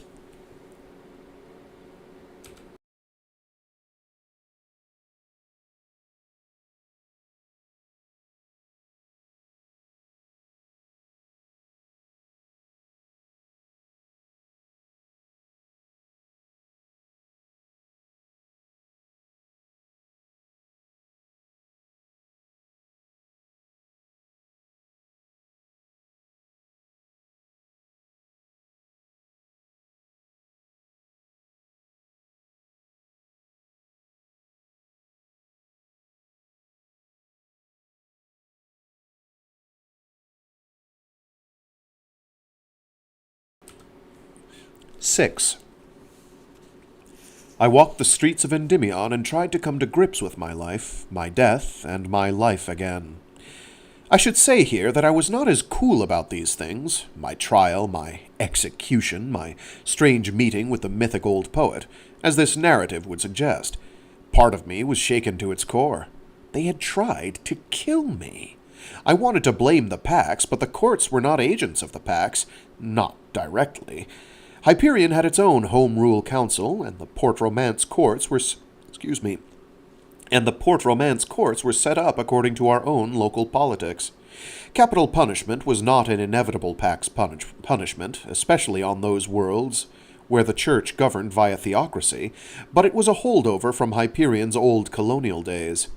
My quick trial, its inevitable outcome, and my summary execution were, if anything, more expressions of Hyperion's and Port Romance's business leaders' terror of frightening away Pax off-world tourists than anything else. I was a peasant, a hunting guide who had killed the rich tourist assigned to my care, and an example had been made of me. Nothing more. I should not take it personally. I took it very personally. Pausing outside the tower, feeling the sun's heat bounced from the broad paving stones of the courtyard, I slowly raised my hands. They were shaking. Too much had happened too soon, and my enforced calm during the trial and the brief period before my execution had demanded too much from me. I shook my head and walked through the university ruins. The city of Endymion had been built high on a brow of a hill, and the university had sat even higher along this ridge during colonial days, so the view to the south and east was beautiful. Chalma forests in the valley below glowed bright yellow. The lapis sky was free of contrails or airship traffic. I knew that the Pax cared nothing about Endymion, and that it was the Pinion Plateau region to the northeast that their troops still guarded, and their robots still mined for the unique cruciform symbiotes, but this entire section of the continent had been off-limits for so many decades that it had a fresh wilderness feel to it. Within 10 minutes of idle walking, I realized that only the tower where I had awakened and its surrounding buildings seemed occupied.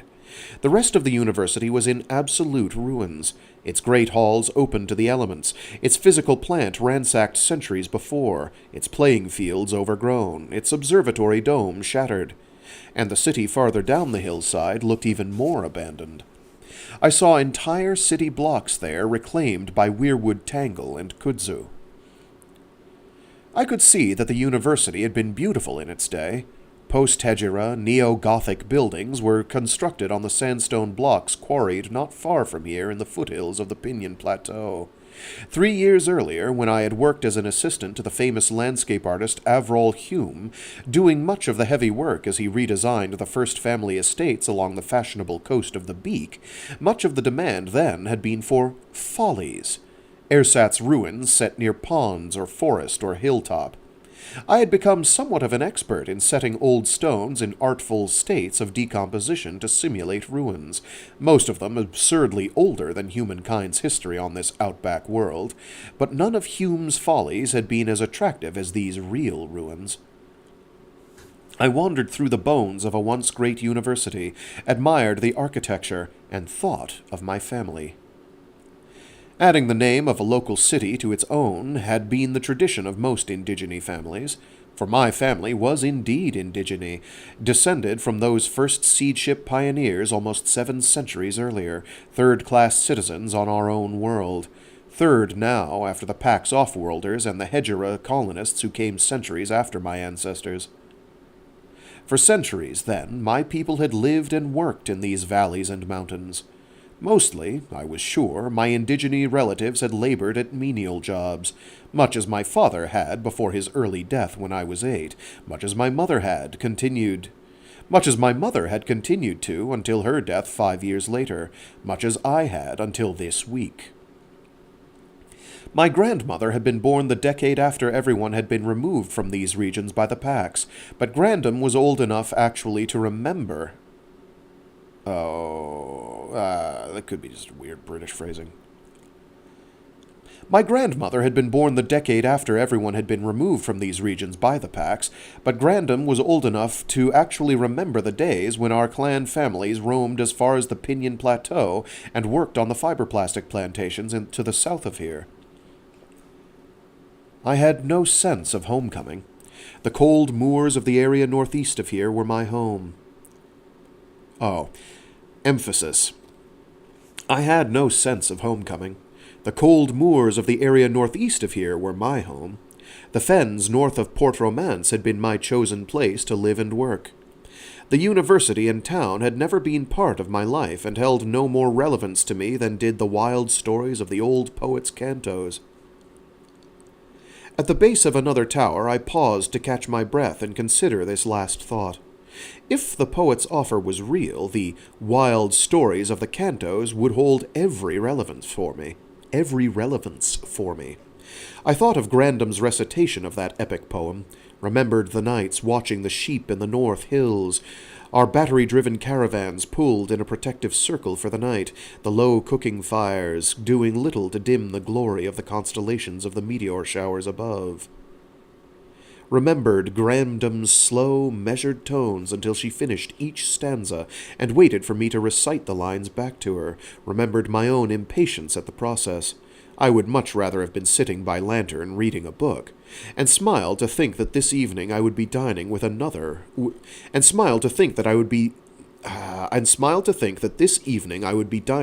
author of those lines.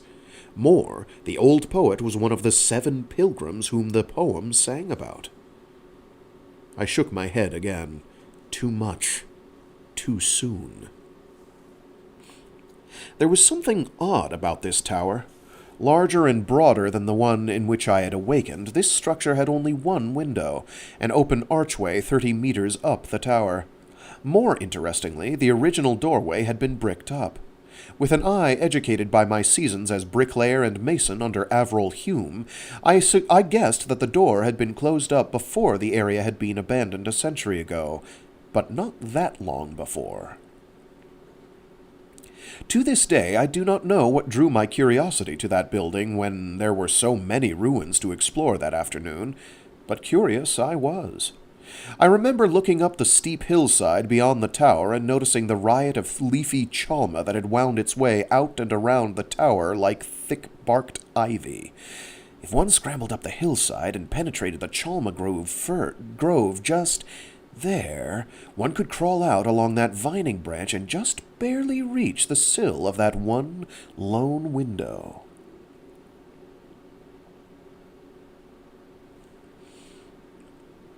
I shook my head again. This was nonsense. At the least, such a childish expedition would result in torn clothes and skinned hands. At the most, one could easily fall the 30 meters to the flagstones there. And why risk it?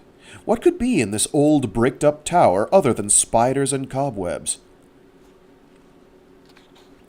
10 minutes later, I was far out on the curled chalma branches, inching my way along and trying to hang on by finding chinks in the stones or thick enough branches on the vines above me. Because the branch grew against the stone wall, I could not straggle it.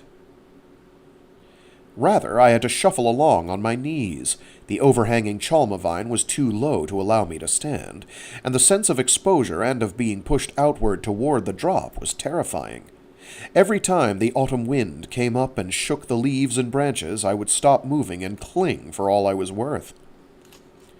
Finally, I reached the window and began cursing softly. My calculations, so easily made from the pavement 30 meters below, had been off a bit. The chalma branch here was almost 3 meters below the sill of the open window. There were no usable toe holds or finger holds in this expanse of stone. If I was to reach the sill, I would have to jump and hope that my fingers found a grasp there. That would be insane. There was nothing in this tower that could justify such a risk. I waited for the wind to die down, crouched, and leaped.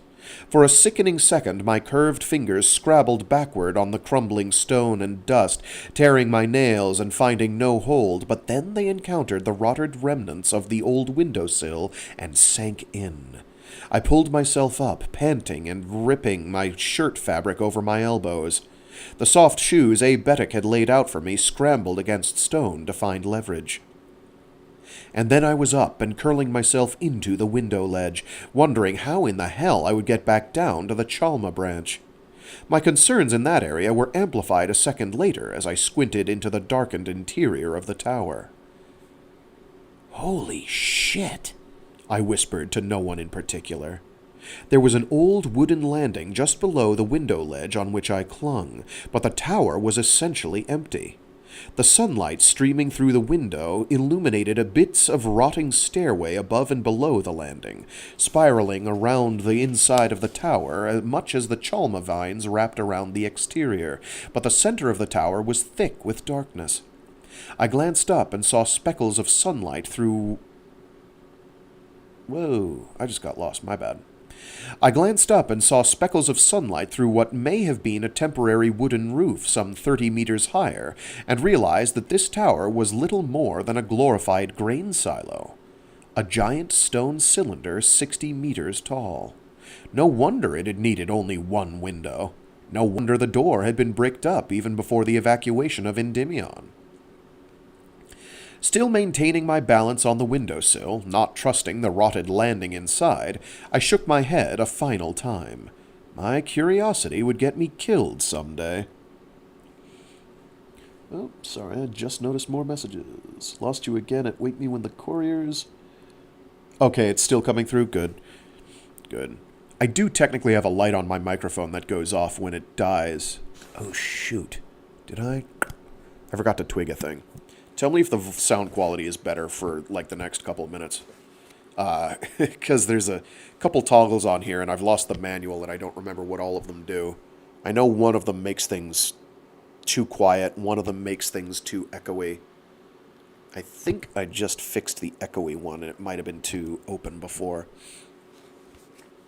So this should be better. My bad. Where were we? Yes. Yes! Then, still squinting into the darkness so different from the rich afternoon sunlight outside, I realized that the interior was too dark. I could not see the wall or spiral staircase across the interior. I realized that scattered sunlight illuminated the stone interior here. I could see... Yes, that's just a comma. I could see... I just got scared by the comma. I could see a bit of rotted stairway there, and the full cylinder of the inside was visible meters above me. But here, on my level, the majority of the interior was just... gone. Christ, I whispered. Something was filling the bulk of this dark tower. Slowly, careful to hold most of my weight on my arms still balanced on the sill, I lowered myself to the interior landing. The wood creaked, but seemed solid enough. Hands still clutching the window frame, I let some of my weight on my feet and turned to look. It still took me the better part of a minute to realize what I was looking at. A spaceship filled the inside of the tower like a bullet set into the chamber of an old-fashioned revolver. Setting all my weight on the landing now, almost not caring if it held me, I stepped forward to see better. The ship was not tall by spacecraft standards, perhaps 50 meters, and it was slender. The metal of the hull, if metal it was, looked matte black and seemed to absorb the light. There was no sheen or reflection that I could see. I made out the ship's outline mostly by looking at the stone wall behind it and seeing where the stones and reflected light from them ended. I did not doubt for an instant that this was a spaceship. It was almost too much a spaceship. I once read that small children on hundreds of worlds still draw houses by sketching a box with a pyramid on top, smoke spiraling from a rectangular chimney, even if the kids in question reside in organically grown living pods high in RNA'd residential trees. Similarly, they draw mountains as Matterhorn-like pyramids, even if their own nearby mountains more resemble the rounded hills here at the base of the Pinion Plateau. I don't know what the article said the reason was. Racial memory, perhaps, or the brain being hardwired for certain symbols. The thing I was looking at, peering at, seeing mostly as negative space, was not so much spaceship as spaceship.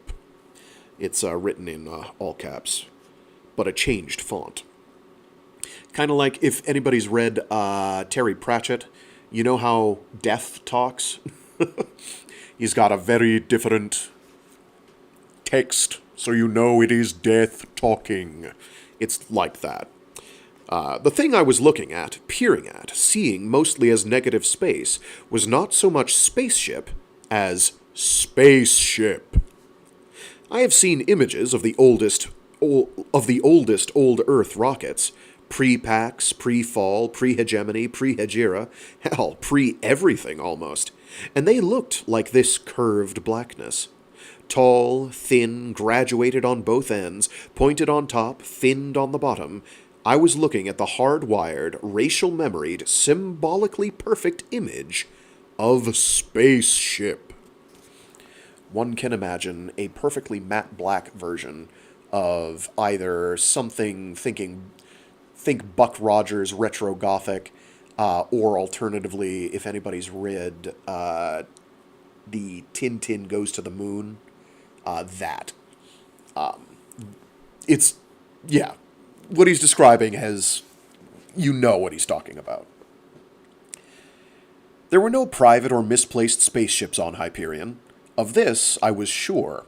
Spacecraft, even of the simple interplanetary variety, were simply too expensive and too rare to leave lying around in old stone towers. At one time, centuries ago, before the Fall, when the resources of the world web seemed unlimited, there may have been a plethora of spacecraft. Force, military, hegemony diplomatic, planetary government, corporate, foundation, exploratory, even a few private ships belonging to hyper-billionaires. But even in those days, only a planetary economy could afford to build a starship. In my lifetime, and the lifetime of my mother and grandmother and her mothers and grandmothers, only the Pax, that consortium of church and crude interstellar government, could afford spaceships of any sort. And no individual in the known universe, not even His Holiness on Pachem, could afford a private spaceship. A private starship, sorry. And this was a starship. I knew it. Don't ask me how I knew it, but I knew it. Paying no attention to the terrible condition of the steps, I began descending and ascending the spiral steps. The hull was 4 meters from me. The unfathomable blackness of it made me dizzy. Halfway around the interior of the tower and 15 meters below me, just visible before the curve of blackness blocked it off, a landing extended almost to the hull itself. I ran down to it. One rotted step actually broke under me, but I was moving so fast that I ignored it. The landing had no railings here and extended out like a diving board. A fall from it would almost certainly break bones and leave me lying in the blackness of a sealed tower. I gave it no thought at all as I stepped out and set my palm against the hull of the ship. The hull was warm. It did not feel like metal, more like the smooth skin of some sleeping creature. To add to that illusion, there was the softest movement and vibration from the hull, as if the ship were breathing, as if I could detect a heartbeat beneath my palm. Suddenly, there was a true motion beneath my hand, and the hull simply fell and folded away, not irising mechanically like some portals I had seen, and certainly not swinging on hinges, simply folding into itself and out of the way, like lips pulling back. Lights turned on. An interior corridor, its ceiling and walls as organic as a glimpse of some mechanical cervix, glowed softly. I paused about 3 nanoseconds. For years, my life had been as calm and predictable as most people's. This week I had accidentally killed a man, been condemned and executed, and had awakened in Grandam's favorite myth. Why stop there? I stepped into the spaceship, and the doors folded shut behind me like a hungry mouth closing on a morsel.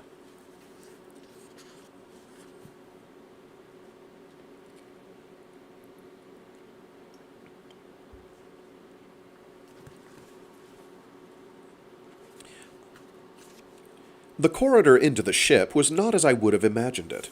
I had always thought of spacecraft don't do that.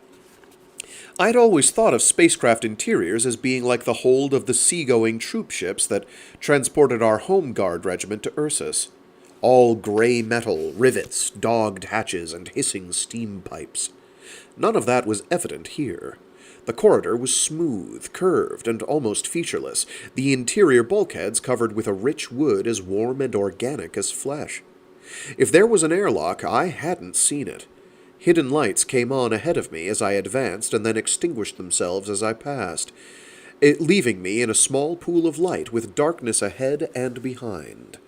I knew that the ship couldn't be more than 10 meters across, but the slight curve of this corridor made it seem larger on the inside than it had appeared on the outside. The corridor ended at what must have been the center of the ship, an open well with a central metal staircase spiraling upward and downward into darkness. I set my foot on the first step, and lights came on somewhere above. Guessing that the more interesting parts of the ship lay above, I began to climb. The next deck above filled the entire circle of the ship and held an antique hollow pit of the kind I had seen in old books, a scattering of chairs and tables in a style I could not identify, and a grand piano. I should say here that probably not one person out of 10,000 born on Hyperion could have identified that object as a piano, especially not as a grand piano. My mother and Grandam both had held a passionate interest in music, and a piano had filled much of the space in one of our electric caravans. Many had been the time I had heard my uncles or grandfather complaining about the bulk and weight of that instrument, about all of the joules of energy used to trundle that heavy pre-Hegera apparatus across the moons of Aquila, and about the common-sense efficiency of having a pocket synthesizer that could create the music of any piano or any other instrument. But Mother and Grandam were insistent. Nothing could equal the sound of a true piano, no matter how many times it had to be tuned after transport. And neither grandfather nor uncles complained when Grandam played Rachmaninoff or Bach or Mozart around the campfire at night. I learned about the great pianos of history from that old woman, the pre-Hegera grand pianos included, and now I was looking at one. Ignoring the hollow pit and furniture, ignoring the curved window wall that showed only the dark stone of the interior of the tower, I walked to the grand piano. The gold lettering above the keyboard read, Steinway. I whistled softly and let my fingers caress the keys, not yet daring to depress one.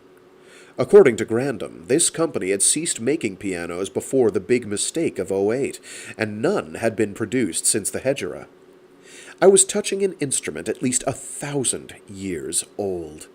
Steinways and Stradivariuses were myths among those of us who loved music. How could this be? I wondered, my fingers still trailing over the keys that felt like the legendary ivory, tusks of an extinct creature called an elephant. Human beings like the old poet in the tower might possibly survive from pre-Hedgera days. Poulsen treatments and cryogenic storage could theoretically account for that. But artifacts of wood and wire and ivory had little chance of making that long voyage through time and space. My fingers played a chord, C, E, G, B flat, and then a C major chord. The tone was flawless. The acoustics of the spaceship, perfect. Our old upright piano had needed tuning by Grandam after every trip of a few miles across the moors, but this instrument seemed perfectly tuned after countless light years and centuries of travel. I pulled the bench out, sat, and began playing Für Elise. It was a corny, simple piece, but one that seemed to fit the silence and solitude of this dark place. Indeed, the lights seemed to dim around me as the notes filled the circular room and seemed to echo up and down the dark staircase well. As I played, I thought of Mother and Grandam, and thought how they would never have guessed that my early piano lessons would lead to this solo in a hidden spaceship. The sadness of that thought seemed to fill the music I was playing.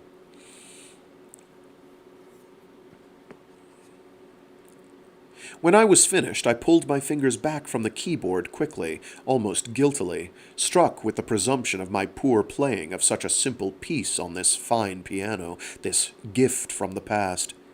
I sat in silence for a moment, wondering about the ship, about the old poet, and about my own place in this mad scheme of things. "Very nice," said a soft voice behind me. I admit that I jumped. I had heard no one climb or descend the stairs, sensed no one entering the room. My head jerked around. There was no one in the room. "I have not heard that particular piece played in some time," came the voice again. It seemed to emanate from the center of the empty room. "My previous passenger preferred Rachmaninoff."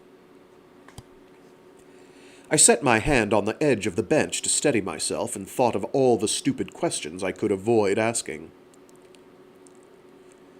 "Are you the ship?" I asked, not knowing if this was a stupid question, but wanting the answer. "Of course," came the reply. The voice was soft but vaguely masculine. I had, of course, heard talking machines before. Such things had been around forever, but never one that might actually be intelligent. The Church and Pax had banned all true AIs more than 2 centuries before, and after seeing how the Technocore had helped the ousters destroy the hegemony, most of the trillions of people on 1,000 devastated worlds had agreed wholeheartedly. I realized that my own programming in that regard had been effective. The thought that I was talking to a truly sentient device made my palms moist and my throat tight. "Who is your, previous passenger?" I said. There was the hint of a pause. "The gentleman was generally known as the consul," said the ship at last. "He had been a diplomat for the hegemony for much of his life." It was my turn to hesitate before speaking. It occurred to me that perhaps the execution in Port Romance had only scrambled my neurons to the point where I thought I was living in one of Grandam's epic poems. "What happened to the consul?" I asked. "He died," said the ship. There may have been the slightest undertone of regret in the voice. "How?" I said. At the end of the old poet's cantos, after the fall of the world web, the hegemony consul had taken a ship back to the web. This ship? "Where did he die?" I added. According to the cantos, the ship the hegemony consul had left Hyperion in had been infused with the persona of the second John Keats hybrid. "I can't remember where the consul died," said the ship. "I only remember that he died, and that I returned here. I presume there was some programming of that directive in my command banks at the time." "Do you have a name?" I asked, mildly curious as to whether I was speaking to the AI persona of John Keats. "No," said the ship. "Only ship." Again there came something more pause than simple silence. although I do seem to recall that I had a name at one point. Was it John? I asked. Or Johnny? It may have been, said the ship. The details are cloudy. Why is that? I said. Is your memory malfunctioning? No, not at all, said the ship. As far as I can deduce, there was some traumatic event about 200 standard years ago which deleted certain memories, but since then my memory and other faculties have been flawless. But you don't remember the event? The trauma? No, said the ship cheerily enough. I believe that it occurred at about the same time that the consul died and I returned to Hyperion, but I am not certain. And since then? I said. Since your return you've been hidden away here in this tower? Yes, said the ship. I was in the Poet's City for a time, but for most of the past 2 local centuries I've been here. Who brought you here? Martin Silenus, said the ship. The poet. You met him earlier today. You're aware of that? I said. Oh, yes, said the ship. I was the one who gave M. Silenus the data about your trial and execution. I hope to arrange the bribe to the officials and the transport of your sleeping body here. How did you do that? I asked the image of this massive, archaic ship on the telephone too absurd to deal with. Oh, how did you do that? I asked. The image of this massive, archaic ship on the telephone too absurd to deal with. Hyperion has no true datasphere, said the ship, but I monitor all the free microwave and satellite communications, as well as certain secure, in quotes, fiber optic and maser bands which I have tapped into. So you're a spy for the old poet, I said. Yes, said the ship. And what do you know about the old poet's plans for me? I asked, turning toward the keyboard again and beginning Bach's Air on a G string. Endymion, said a different voice behind me. I quit playing and turned to see A. Betic, the android, standing at the head of the circular staircase. My master had become worried that you were lost, said A. Betic. I came to show you the way back to the tower. You just have time to dress for dinner. You just have time to dress for dinner. I shrugged and walked to the stairwell. Before following the blue-skinned man down the stairs, I turned and said to the darkening room, It was nice talking to you, ship. It was a pleasure meeting you, Endymion, said the ship. I will see you again soon.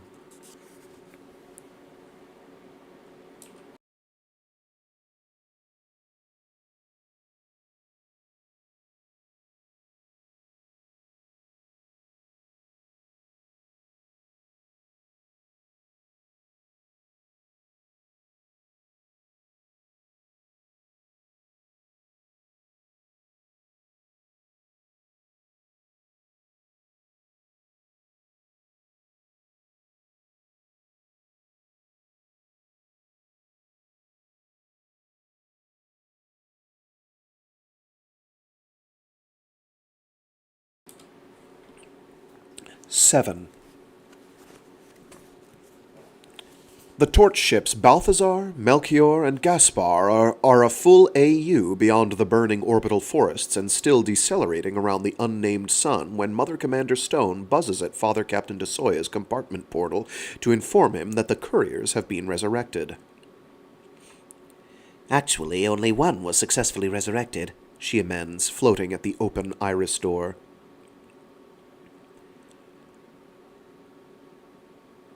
Father Captain DeSoya winces. Has the unsuccessful one been returned to the resurrection creche? He asks.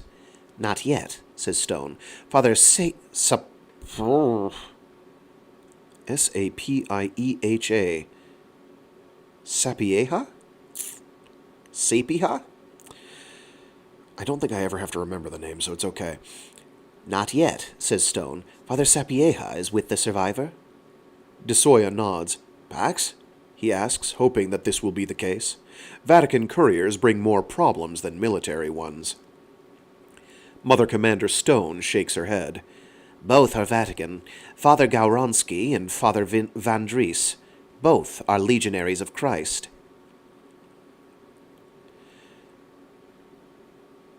DeSoya avoids a sigh only by effort of will. Legionaries of Christ had all but replaced the more liberal Jesuits over the centuries. Their power had been growing in the church a century before the big mistake, and it was no secret that the Pope had used them as shock troops for difficult missions within the church hierarchy. "Which one survived?" he asks. Father Van Dries.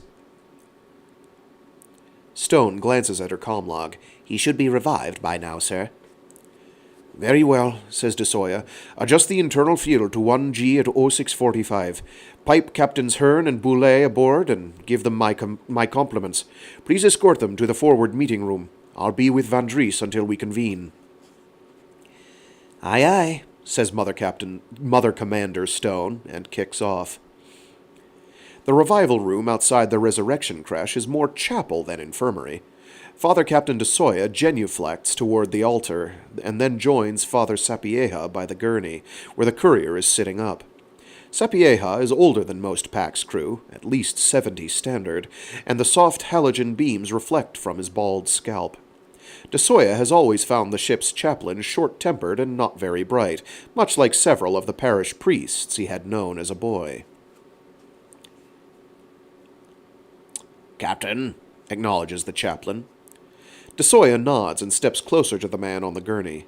Father Van Dries is young, perhaps in his late 20s standard, and his dark hair is long and curled in the current Vatican fashion. Or at least in the fashion that had been coming in when de Soya had last seen Pacem and the Vatican. A time debt of 3 years had already accrued in the 2 months they had been on this mission. "Father Van Dries," says de Soya, "can you hear me?" The young man on the cot nods and grunts. Language is hard for the first few minutes after resurrection, or so de Soya has heard. "Well," says the chaplain, "I'd better get the other's body back in the creche." He frowns at de Soya He frowns at de Soya as though the captain had personally brought about the unsuccessful resurrection. "It is a waste, Father Captain. It will be weeks, perhaps months, before Father Gauronsky can be successfully revived. It will be very painful for him." De Soya nods. "Would you like to see him, Father Captain?" persists the chaplain. "The body is, well, barely recognizable as human. The internal organs are quite visible and quite—" Go about your duties, Father. Go about your duties, Father, de Soya says quietly. Dismissed. Father Sapieha frowns again as if he is going to reply, but at that moment the gravity klaxon sounds, and both men have to orient themselves so that their feet touch the floor as the internal containment field realigns itself. Then the gravity slowly climbs to 1G as Father Van Dries sinks back into the gurney's cushions, and the chaplain shuffles out the door. Even after only a day of 0G, the return of gravity seems an imposition. Father Van Dries, de Soya says softly, can you hear me?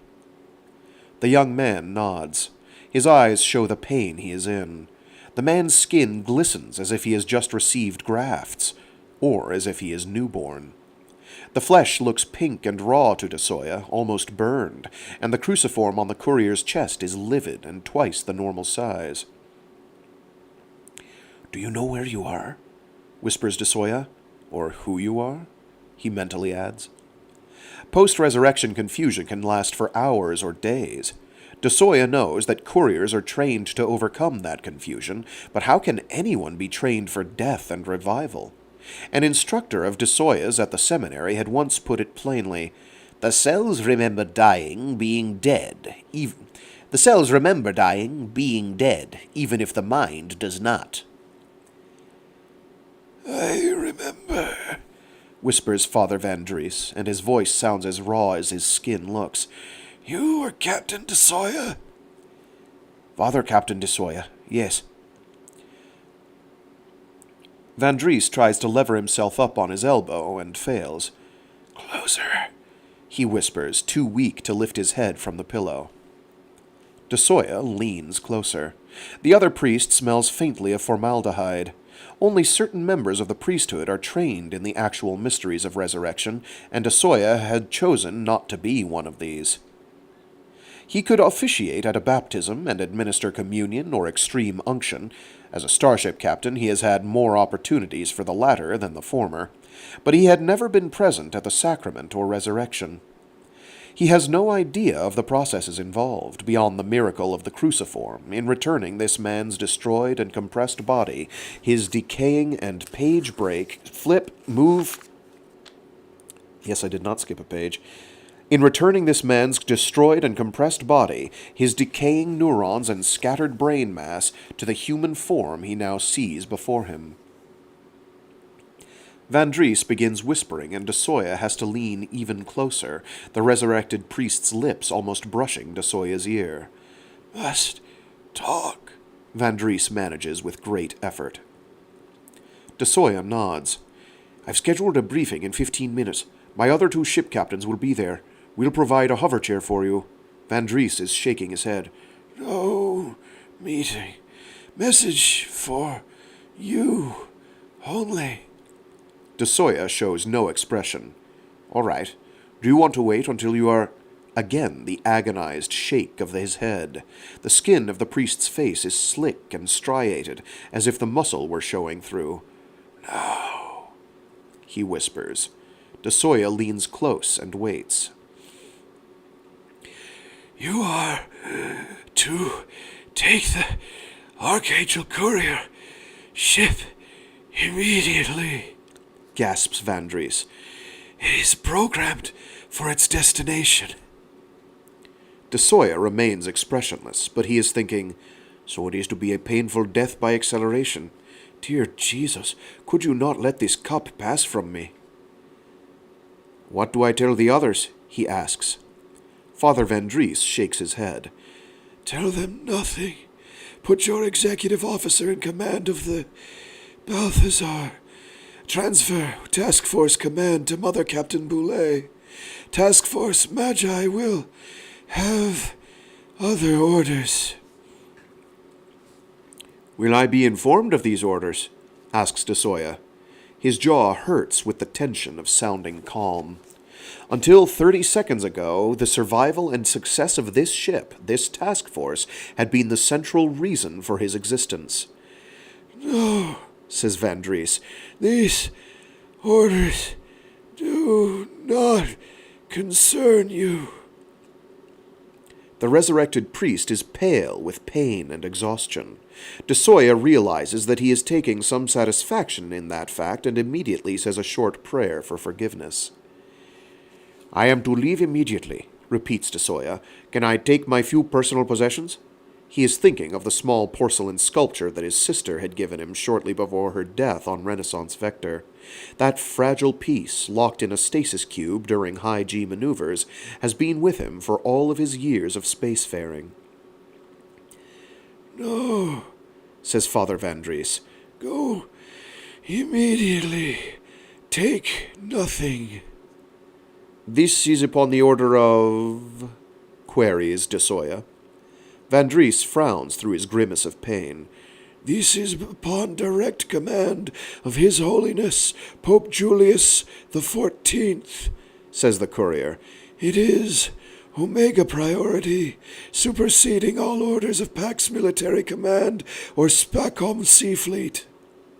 Do you understand, Father Captain Desoya? I understand, says the Jesuit, and bows his head in compliance.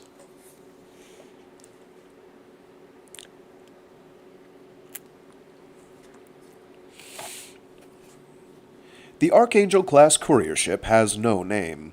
Desoya has never considered torch ships beautiful. Gourd-shaped, the command and weapons mod... Sorry. Desoya has never considered torch ships beautiful. Gourd shape, the command... Okay, I'm going to just take it from the top. The Archangel-class courier ship has no name. Desoya has never considered torch ships beautiful. Gourd-shaped, the command and weapons mod dwarfed by the huge Hawking drive and in-system fusion thrust sphere, but the Archangel is actively ugly in comparison. The courier ship is a mass of asymmetrical spheres, dodecahedrons, lash-ons, structural cables, and Hawking drive mounts, with the passenger cabin the merest of afterthoughts in the center of all that junk. Desoya has met briefly with Hearn, Boulay, and Stone, explained only that he has been called away, and transferred command to the new, and amazed, task force and Balthazar captains, then taken a one-person transfer pod to the Archangel. Desoya tries not to look back at his beloved Balthazar, but at the last moment before attaching to the courier, he turns and looks longingly at the torch ship, sunlight painting its curved flank into a crescent-like sunrise over some lovely world, then turns resolutely away. He sees upon entering that the Archangel has no virtual tactical command, no manual controls, and no bridge.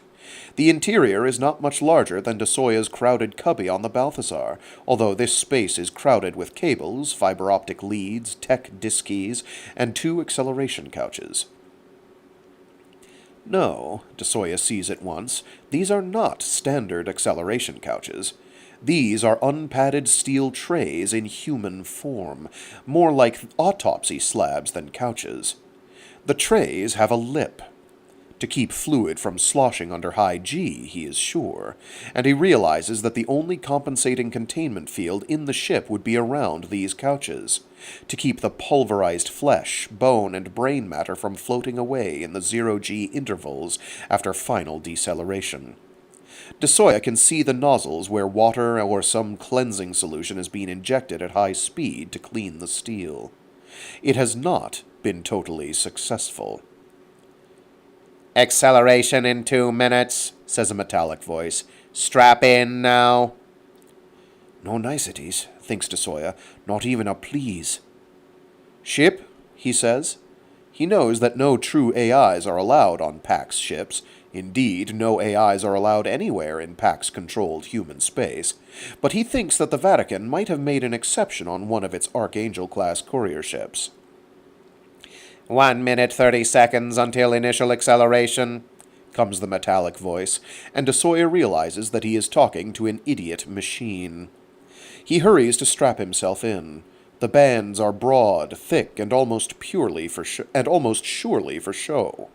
The containment field will hold him, or his remains, in place. 30 seconds, says the idiot voice. Be advised that the C+ translation will be lethal. Thanks, says Father Captain Federico Desoya. His heart is pounding so fiercely that he can hear it in his ears. Lights flicker in the various instruments.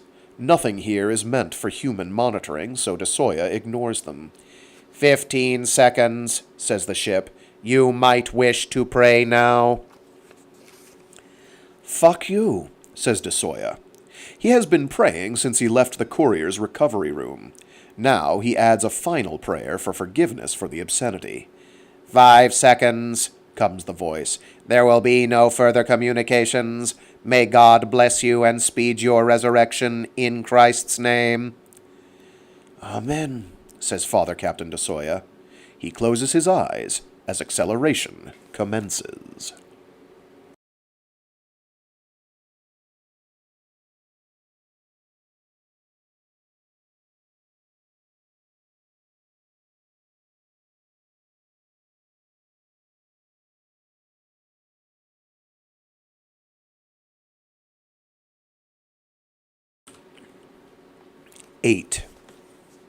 Evening came early in the ruined city of Endymion. I watched the last of the autumn light dim and die from my vantage point in the tower where I had awakened earlier on this endless day. A. Betic had led me back, shown me to my room, where stylish but simple evening clothes, tan cotton trousers tightening just below the knees, white flax blouse with a hint of ruffled sleeves, black leather vest, black stockings, soft black leather boots, and a gold wristband, were still laid out on the bed. The android also showed me to the toilet and bathing facilities a floor below and told me that the thick cotton robe hanging on the door was for my use. I thanked him, bathed, dried my hair, dressed in everything that had been laid out except for the gold band, and waited at the window while the light grew more golden and horizontal, and shadows crept down from the hills above the university. When the light had died to the point where shadows had fled and the brightest stars in the Swan were visible above the mountains to the east, A. Betic returned. "Is it time?" I asked. "Not quite, sir," replied the android. "Earlier you requested that I return so that we might talk."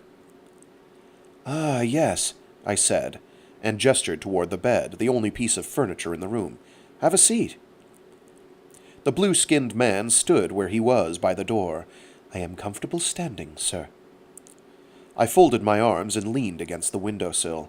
The air coming in the open window was cool and smelled of chalma. You don't have to call me sir, I said. Rawl would do. I hesitated. Unless you're programmed to talk to, I was about to say humans, but did not want to make it seem as if I thought Abetic was not human. To talk to people that way, I finished lamely. Abetic smiled. No, sir, I am not programmed at all. Not like a machine, except for several synthetic prostheses, to augment strength, for instance, or to provide resistance to radiation. I have no artificial parts. I was merely taught deference to fulfill my role. I could call you Endymion, if that would be preferable. I shrugged. It doesn't matter. I'm sorry I'm so ignorant about androids.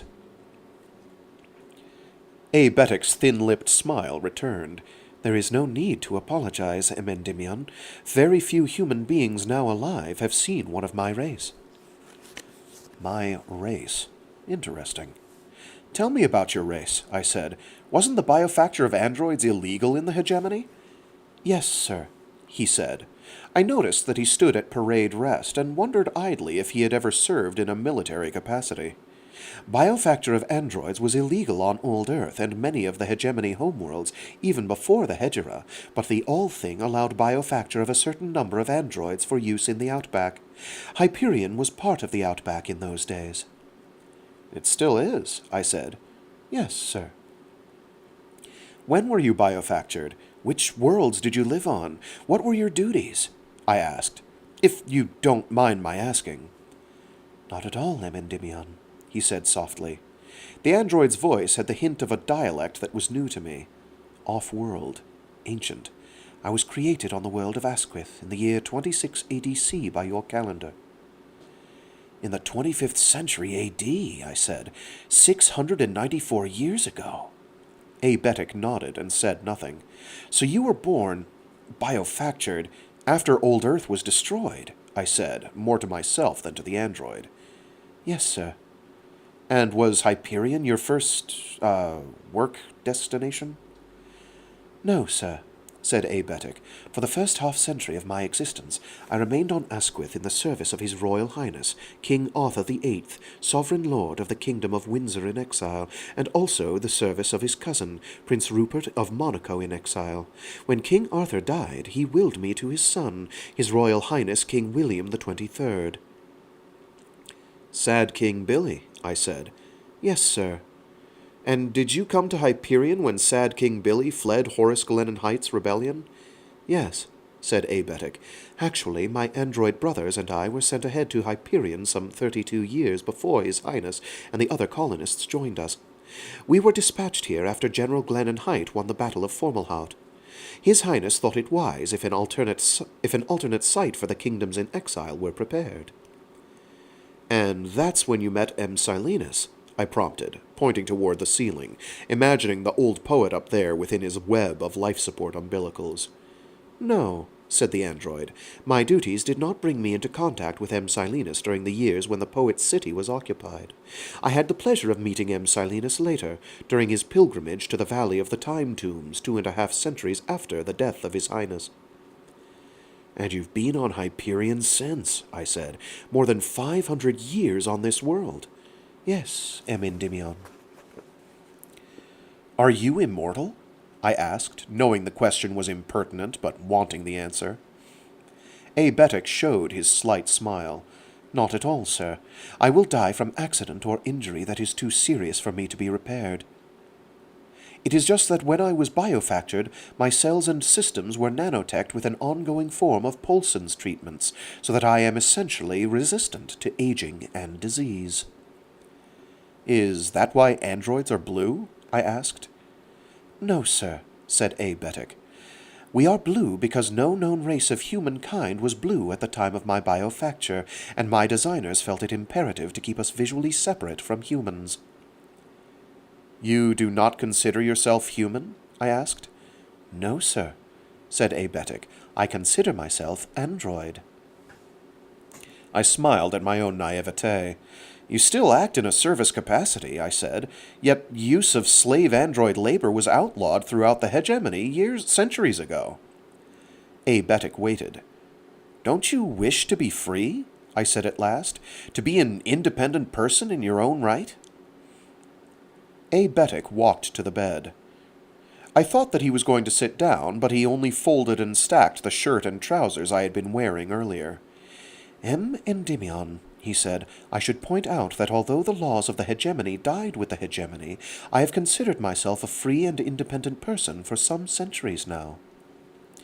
Yet you and the others work for Silenus here, in hiding, I persisted. Yes, sir, but I have done so from my own free choice. I was designed to serve humanity. I do it well. I take pleasure in my work. So you've stayed here from your own free will, I perseverated. Excuse me. So you've stayed here from your own free will, I perseverated. Perseverated? Perseverated. Abetic nodded and smiled briefly. Yes, for as much as any of us have a free will, sir. I sighed and pushed myself away from the window. It was full dark out now. I presumed that I would be summoned to the old poet's dinner party before long. And you will continue staying here and caring for the old man until he finally dies, I said. No, sir, said Abetic. Not if I am consulted on the matter. I paused, my eyebrows lifting. Really? I said. And where will you go if you are consulted on this matter? If you choose to accept this mission which Silenus has offered you, sir, said the blue-skinned man, I would choose to go with you.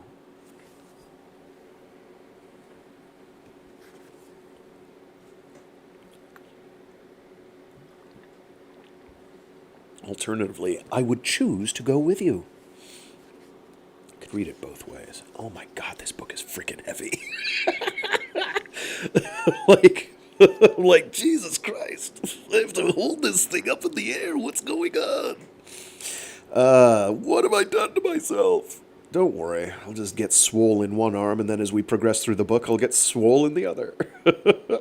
When I was led upstairs, I discovered that the top floor was no longer a sick room. It had been transformed into a dining room.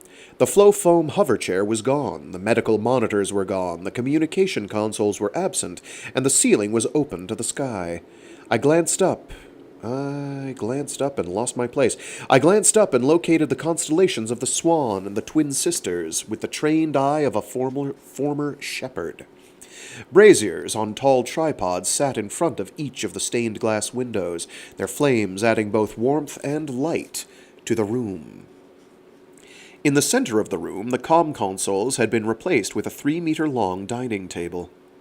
China, silver, and crystal glimmered in the light of candles flickering from 2 ornate candelabras. A place had been set at each end of the table. At the far end, Martin Silenus awaited, already seated in a tall chair. Excuse me. My apologies. Scratchy throat. The old poet was hardly recognizable. He seemed to have shed centuries in the hour since I had last seen him. From being a mummy with parchment skin and sunken eyes, he had transformed into just another old man at a dining table. A hungry old man from the look in his eyes. As I approached the table, I noticed the subtle IV drips and monitor filaments snaking under the table, but otherwise the illusion of someone restored to life from the dead was almost perfect.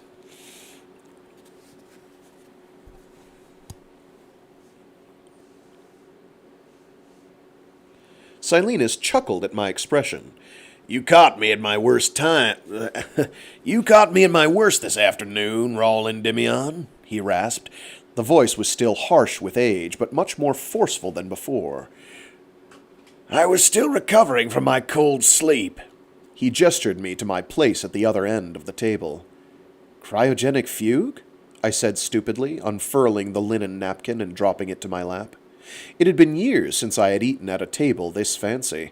The day that I had demobilized from the Home Guard, I had gone straight to the best restaurant in the port city of Gran Chaco on South Talon Peninsula and ordered the finest meal on the menu, blowing my last month's pay in the process. It had been worth it. Of course, cryogenic fucking fugue, said the old poet. How else do you think I passed these decades? He chuckled again. It merely takes me a few days to get up to speed again after defrosting. I'm not as young as I used to be. I took a deep breath. If you don't mind my asking, sir, I said, how old are you? The poet ignored me and beckoned to the waiting android, not A. Betic, who nodded toward the stairwell. Not A. Betic, who nodded toward the stairwell. Other androids began carrying up the food in silence. My water glass was filled. I watched as A. Betic showed a bottle of wine to the poet, waited for the old man's nod, and then went through the ritual, offering him the cork and a sample to taste. Martin Silenus sloshed the vintage wine around in his mouth, swallowed, and grunted. A. Betic took this for assent and poured the wine for each of us. The appetizers arrived, 2 for each of us.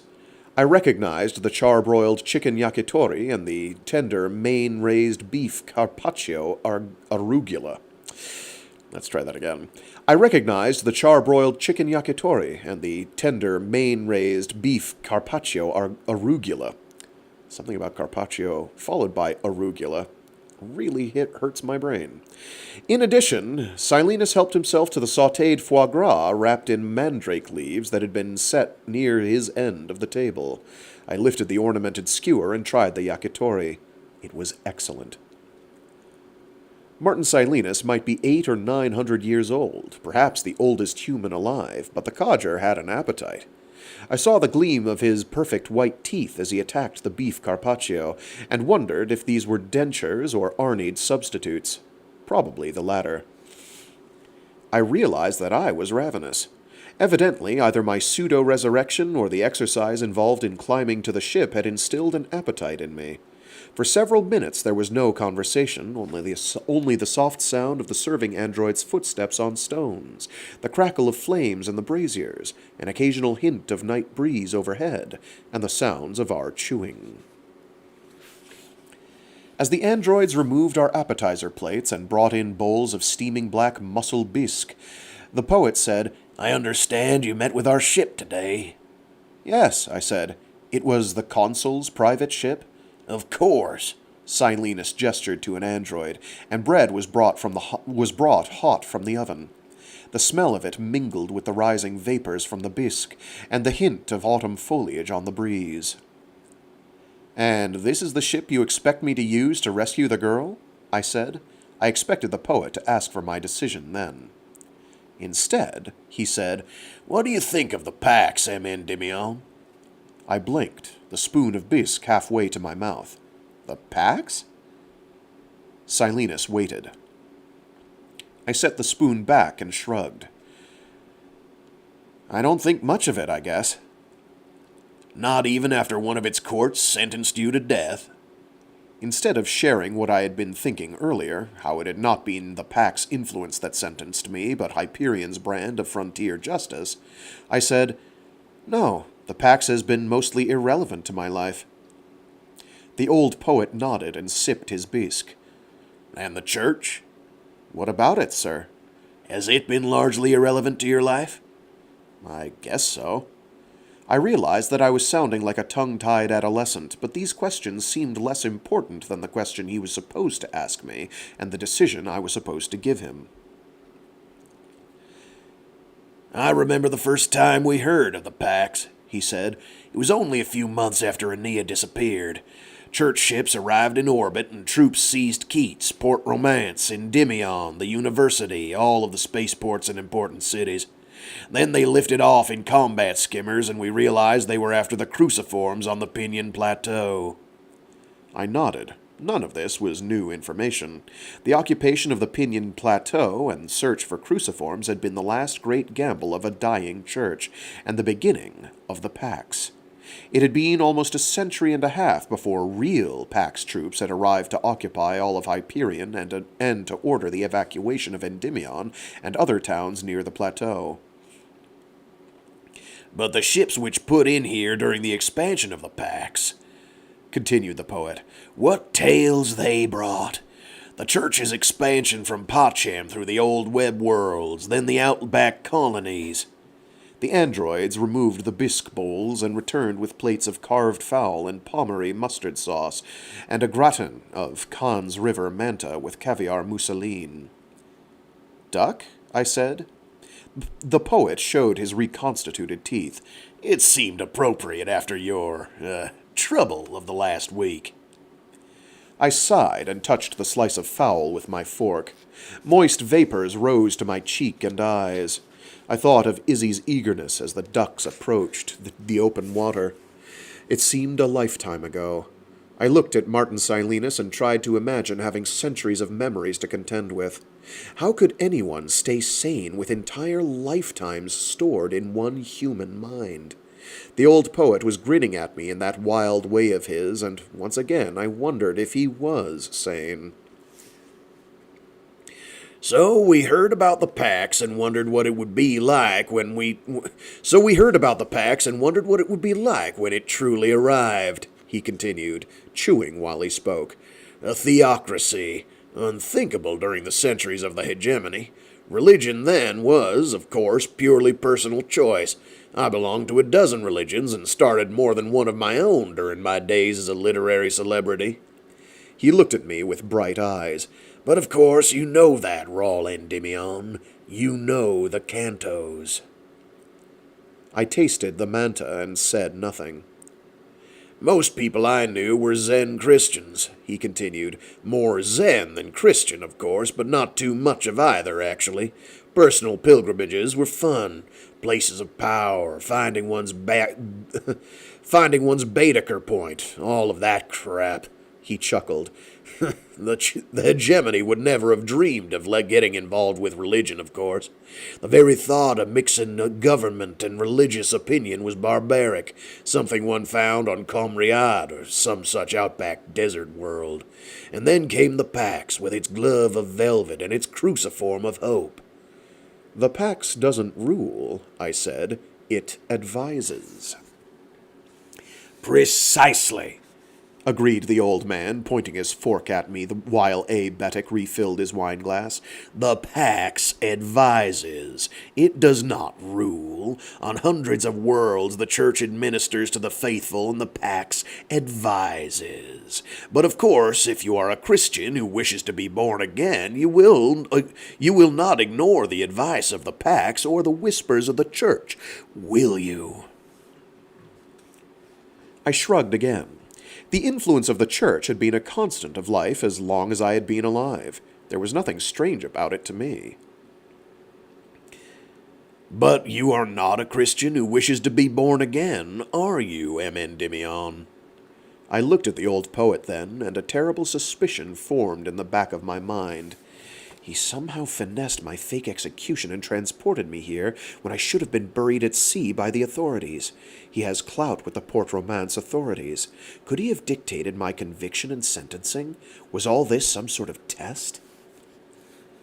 The question is, he continued, ignoring my basilisk stare, why are you not a Christian? Why do you not wish to be born again? Don't you enjoy life, Rawl Endymion? I enjoy life, I said tersely. But you have not accepted the cross, he continued. You have not accepted the gift of extended life. I put down my fork. An android servant interpreted that as a sign I was finished and removed the plate of untouched duckling. I have not accepted the cruciform, I snapped. How to explain the suspicion bred into my nomadic clan through generations of being the expatriates, the outsiders, the unsettled indigenes? How to explain the fierce independence of people like Grandam and my mother? How to explain the legacy of philosophical rigor and inbred skepticism passed on to me by my education and upbringing? I did not try. Martin Silenus nodded as if I had explained. And you see the cruciform as something other than a miracle offered the faithful through the miraculous intercession of the Catholic Church? I see the cruciform as a parasite, I said, surprising myself by the vehemence in my voice. Perhaps you are afraid of losing, your masculinity, rasped the poet. The androids brought in 2 swans sculpted of mocha chocolate and filled with Highland branch truffles and set them at our places. I ignored mine.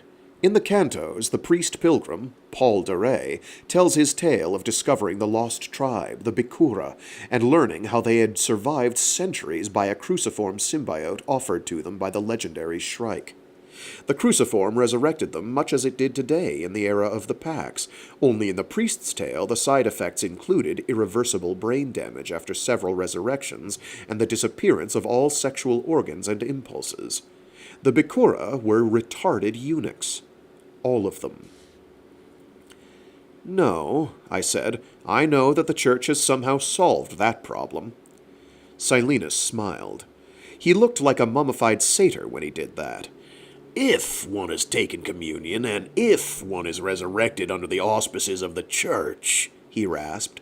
Otherwise, even if one has somehow stolen a cruciform, his fate remains that of the Bikura. I nodded. Generations had attempted to steal immortality. Before the Pax sealed off the plateau, adventurers smuggled out cruciforms. Other symbiotes had been stolen from the Church itself. The result had always been the same: idiocy and sexlessness. Only the Church held the secret of successful resurrection.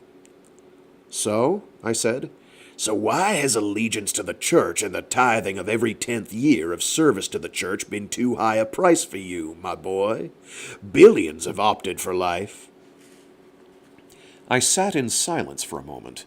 Finally, I said, billions can do what they want. My life is important to me. I want to keep it mine. This made no sense, even to me, but the poet once again nodded as if I had explained matters to his satisfaction. He ate his chocolate swan while I watched. The androids removed our plates and filled our cups with coffee. All right, the poet said. Have you thought about my proposition? The question was so absurd I had to stifle the urge to laugh. Yes, I said at last. I've thought about it. And? I have a few questions. Martin Silenus waited. 1 second, I'm losing my bookmark here. Give me a moment. And I have to get the page marked. Come on. Come on. There we go. What is in this for me? I asked. You talk about the difficulty of my going back to a life here on Hyperion, a lack of papers and all that, but you know I'm comfortable in the wilderness. It would be a hell of a lot easier for me to take off for the fens and avoid the Pax authorities than it would be to chase across space with your kid friend in tow. Besides, to the Pax, I'm dead. I could go home to the moors and stay with my clan with no problem. Martin Silenus nodded. After another moment of silence, I said, So why should I even consider this nonsense? The old man smiled. You want to be a hero, Rawl Endymion. I blew out my breath in derision and set my hands on the tablecloth. My fingers looked blunt and clumsy there, out of place against the fine linen. You want to be a hero, he repeated. You want to be one of those rare human beings who make history, rather than merely watch it flow around them like water around a rock. I don't know what you're talking about. I did, of course, but there was no way he could know me that well. I do know you that well, said Martin Silenus, seemingly responding to my thought rather than my last statement. I should say here that I did not think for a second that the old man was telepathic. First of all, I do not believe in telepathy, or rather, I did not at that time, and secondly, I was more intrigued by the potential of a human being who had lived almost 1,000 standard years. Why, even if he were insane, I thought, it was possible that he had learned to read facial expressions and physical nuance to the point where the effect would be almost indistinguishable from telepathy. Or perhaps it was just a lucky guess. I don't want to be a hero, I said flatly. I saw what happens to heroes when my brigade... I don't want to be a hero, I said flatly. I saw what happens to heroes when my brigade... Why am I struggling with this? Wow. Glurgle. Ursus. I don't want to be a hero, I said flatly. I saw what happens to heroes when my brigade was sent to fight the rebels on the southern continent. Ursus, he muttered. The South Polar Bear. Hyperion's most useless mass of ice and mud. I remember some rumors of a disturbance there. The war there had lasted 8 Hyperion years and killed thousands of us local boys who were stupid enough to enlist in the Home Guard to fight there. Perhaps the old poet wasn't as astute as I was making him out to be. I don't mean hero as in the fools who throw themselves on plasma grenades, he continued, licking his thin lips with a lizard's flick of tongue. I mean hero as in he who proves and I don't know how to read. I mean hero as in he whose prowess and beneficence is so legendary that he comes to be honored as a divinity. I mean hero in the literary sense, as a central protagonist given to forceful action. I mean hero as in he whose tragic flaws will be his undoing. The poet paused and looked expectantly at me, but I stared back in silence. No tragic flaws, he said at last. We're not given to forceful action. I don't want to be a hero, I said again. The old man hunched over his coffee. When he looked up, his eyes held a mischievous glint. Where do you get your hair cut, boy? Pardon me? He licked his lips again. You heard me. Your hair is long, but not wild. Where do you get it cut? I sighed and said, Sometimes, when I was in the fens for a long period, I'd cut it myself, but when I'm in Port Romance, I go to a little shop on Datu Street. Ah, said Silenus, settling back in his tall-backed chair. I know Datu Street. It's in the night district, more of an alley than a street. The open market there used to sell ferrets in gilded cages. There were street barbers, but the best barber's shop there belonged to an old man named Palani Wu. He had 6 sons, and as each came of age, he would add another chair to the shop. The old eyes raised to look at me, and once again I was struck by the power of personality there. That was a century ago, he said. I get my hair cut at Wu's, I said. Palani Wu's great-grandson, Kalakaua, owns the shop now. There are still 6 chairs. Yes, said the poet, nodding to himself. Not too much changes on our dear Hyperion, does it, Rawl Endymion? Is that your point? Point? He said, opening his hands as if showing that he had nothing so sinister as a point to hide. No point. Conversation, my boy. It amuses me to think of world historical figures, much less heroes of future myths, paying to get their hair cut. I thought of this centuries ago, by the way, this strange disconnection between the stuff of myth and the stuff of life. Do you know what Datu means? I blinked at this sudden change of direction. No. A wind out of Gibraltar. It carried a beautiful fragrance. Some of the artists and poets who founded Port Romance must have thought that the Chalma and Weirwood forests which covered the hills up above the bog there smelled nice. Do you know what Gibraltar is, boy? No. A big rock on earth, rasped the old man. He showed his teeth again. Notice that I didn't say old Earth. I had noticed. Earth is Earth, boy. I lived there before it disappeared, so I should know. The thought still made me dizzy. I want you to find it, said the poet, his eyes gleaming. Find it?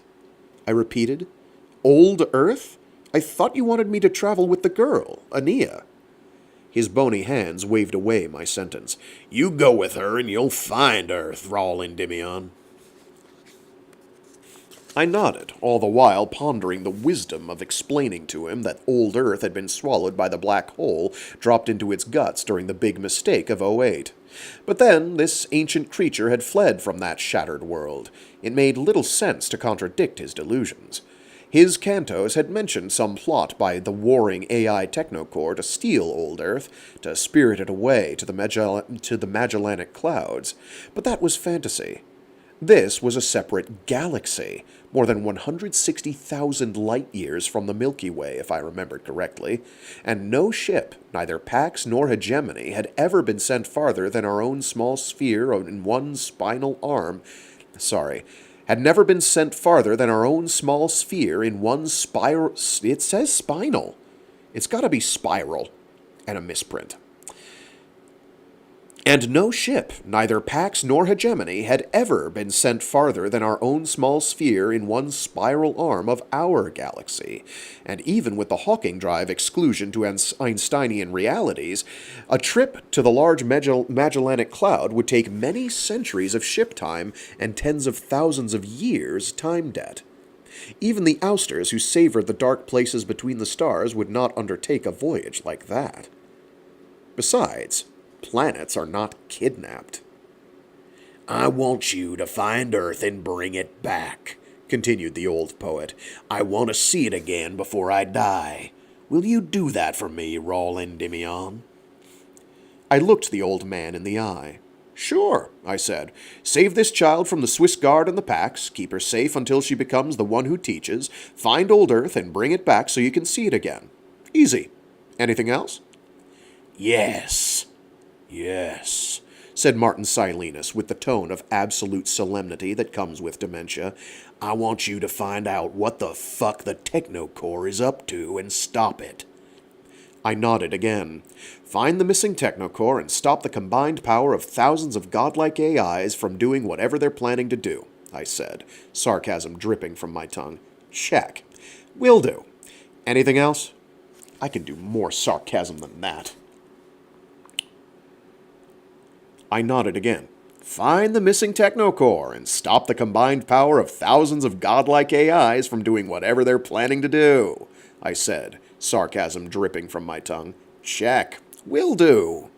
Anything else? Yes, you are to talk with the ousters and see if they can offer me immortality.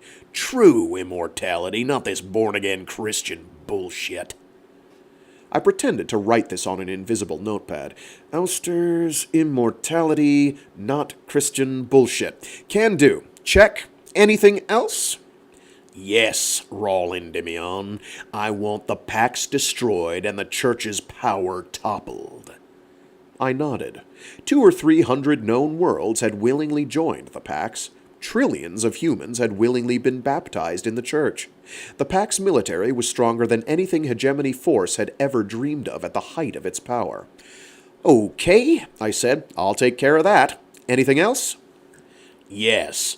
I want you to stop the Shrike from hurting Aeneas or wiping out humanity. I hesitated at this. According to the old man's own epic poem, the Shrike had been destroyed by the soldier Fedman Kassad in some future era. Knowing the futility of projecting logic into a demented conversation, I still mention this. Yes, snapped the old poet, but that is then. Millennia from now. I want you to stop the Shrike now. All right, I said. Why argue? Martin Silenus slumped back in his chair, his energy seemingly dissipated. Nope, there is no as there. I glimpsed the animated mummy again in the folds of skin, the sunken eyes, the bony fingers. But those eyes still blazed with intensity. I tried to imagine the force of this man's personality when he'd been in his prime. I could not. Silenus nodded, and A. Betic brought 2 glasses and poured champagne. Then you accept, Rawl Endymion? Asked the poet, his voice strong and formal. You accept this mission to save Aeneas, travel with her, and accomplish these other things? With one condition, I said. Silenus frowned and waited. I want to take A. Betic with me, I said. The android still stood by the table. The champagne bottle was in his hand. His gaze was aimed straight forward, and he did not turn to look at either of us or register any emotion. The poet showed surprise. My android? Are you serious? I am serious, Abe Beddick has been with me since before your great-great-grandmother had tits, rasped the poet. His bony hand slammed down on the table hard enough to make me worry about brittle bones. Abe Beddick, he snapped. You wish to go? The blue-skinned man nodded without turning his head. Fuck it, said the poet. Take him. Do you want anything else, Rawl Endymion? My hover chair, perhaps? My respirator? My teeth? Nothing else, I said. And so, Rawl Endymion, said the poet, his voice formal once again, do you accept this mission? Will you save, serve, and protect the child of Nia until her destiny is fulfilled? Or die trying? I accept. Martin Silenus lifted his wine glass, and I matched the motion. Too late, I thought that the android should be drinking with us, but by then the old poet was giving his toast. To folly, he said, to divine madness, to insane quests and messiahs crying from the desert, to the death of tyrants, to confusion to our enemies. I started to raise the glass to my lips, but the old man was not done. To heroes, he said, to heroes who get their hair cut. He drank the champagne in one gulp. And so did I. And that is where we will call it for today. I was about to say this week, but I realized we have one more this week we can do. So, that was a pretty hefty chunk. It took longer than I thought it would. I'm going to have to keep an eye on that. Let's see. So yeah, the game plan is, I think it's Thursday. Let me check. I'm pretty sure it's Thursday. My brain hurts. I can't remember dates. What is it? Thursday. Yes, it'll be the day of the Thursday. Day of Thunder. Yes, so Thursday we will continue this. I am not going to do separate books each week. I'm going to just keep reading through until we get through one and then move on to the next. I have a fair bevy of books lined up that I would like to get through this year, reading aloud. A bunch of them are pretty new within the last couple years that are quite good. Included in this list is a book entitled Red Noise, by an author whose name I can't make out from here.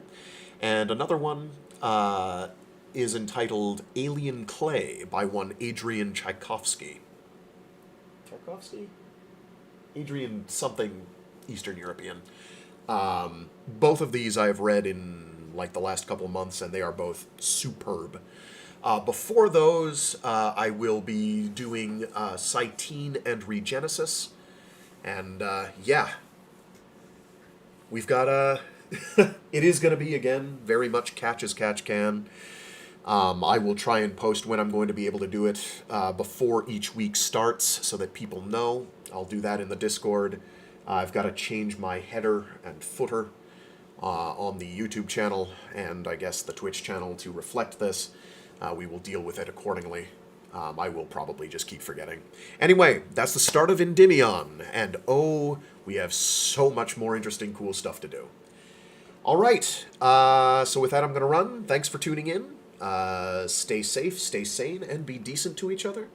I'm going to just quickly go through the comments here. Hecate, yes, saw that one. Kai N Q1G says, thanks, excited for this book. When reading the series myself, I did not enjoy it till I heard it here. Somehow I cared more for the characters and their relationships hearing your reading. That's very high praise. And then technical issues happened. Wake me at the couriers. Maybe that was on my end. Sounds great. We'll listen, but you sounded fine. No echoes heard. Sounding good. And thanks. Yes, no. Yeah. We will keep reading this. Actually, yeah, I guess this weekend I'll try and get the playlist up and updated, just so it's there as a placeholder. I probably won't. I'll only update it every month. We'll see how quickly we can get through it. I'm not going for a land speed record or anything. I want to enjoy the puppy again. It's a great book. It's a ton of fun. loads of fun adventure, and also show certain aspects of this portion of the setting are, in fact, like, the entire plot through line is robbed blind, borderline plagiarized by one Peter F. Hamilton for a certain series of books. He does other things in his setting, but you'll know. I'll get into it more later. I'm not saying that Peter F. Hamilton is a hack. Not quite. But he definitely read through Hyperion and Endymion and was like, this is too good to pass up. I'm taking this. And as they say, if you're gonna steal, steal from the best. And good golly, Dan Simmons is a good one to steal from. He is good at his job. I also want to get around to doing some of the culture novels, at least some of the first couple, just to get my foot in that door. It's something I've been wanting to do for a while, and other people have actually asked for them, so yes, we'll get around to it. What I'll probably do is I'm not going to pick and choose. I'll just basically start reading them in publication order and call it good. It's interesting to see how things evolve, how he changes, how his focus as an author changes, the ideas he wants to discuss and fiddle with. The first book is kind of a rough start, but it's one that for me, the first time I read it, I bounced way off it in a big way. And then when I reread it, as I was rereading the entire Culture series, I was like, oh, I get it now. This is like one of the most brilliant literary undertakings of all time, setting up the Culture, who are like, they're this utopian society that space society that clearly he feels positive feelings for. But in the first book, it's all told from the perspective of someone who is deeply antagonistic towards this culture with a capital C. And it's kind of a brilliant power move that, like, couldn't possibly pay off if you were any less of an exquisite artist as Ian M. Banks is. Like, a lesser author could not have pulled it off. And it's also something that kind of only works on rereads. So we'll see how that goes. The second book, chronologically, is Player of Games, and that one I also bounced off of, but it's kind of a similar situation where it's like, oh, knowing now how he has formalized what the culture is in his head, he's introducing some aspects, and it all kind of makes sense when you have the broader context. I think I've recommended it before, but there is a art book of sorts that's basically a collection of his sketchings and scribblings about the culture. It's kind of a big oblong hardcover jobby. I think it's just called The Culture. It's like The Culture, there's another subtitle to it that I can't remember. But yeah, it's like taken from his workbench. And it's unbelievable how much of this stuff he had worked out in his head. Like, he has the language of Moraine, the language that the culture, I hesitate to call them a species, they're a bit more complicated than that. He has that written out. Like, he's got font for it. You never see it in the books. You never see it written out in the books, ever. You hear, it's like spelled out in English, but you never see the actual Moraine characters, ever. The glyphs. But he's got it all there. He's got technical designs, he's got shapes, he's got all sorts of stuff. It's if you are a fan of the Culture series, and if you're not, I will make you one. You will have no choice but to surrender your individuality to the greater Borg hive mind that is people who've read the Culture. Alternatively, if you aren't a Culture fan, you just haven't read it yet. Which, you know, kind of boils, I guess part of it boils down to your opinion of utopian societies. It's one of the better ones, in my opinion. It doesn't feel, it feels murky enough that it's like, yeah, there's plenty of room for depth there. It's not totally surface level. It's well done. So we'll get around to that. I'm not going to promise we're going to bang through every book in sequence. one right after the other, but we will do a couple of them interposed around. There is plenty more Greg Egan that I want to read, so we'll fit those in somewhere. So yeah, other than my schedule being really weird and hard to predict, we are going to proceed more or less as normal. The streams will be entitled Fraggoth Reads, and they'll have a date, and then they'll have book and part, installment, whatever. Maybe I should replace part with installment, but whatever. We'll do something like that. Anyway, I gotta run. I will see you all later. Thanks again, and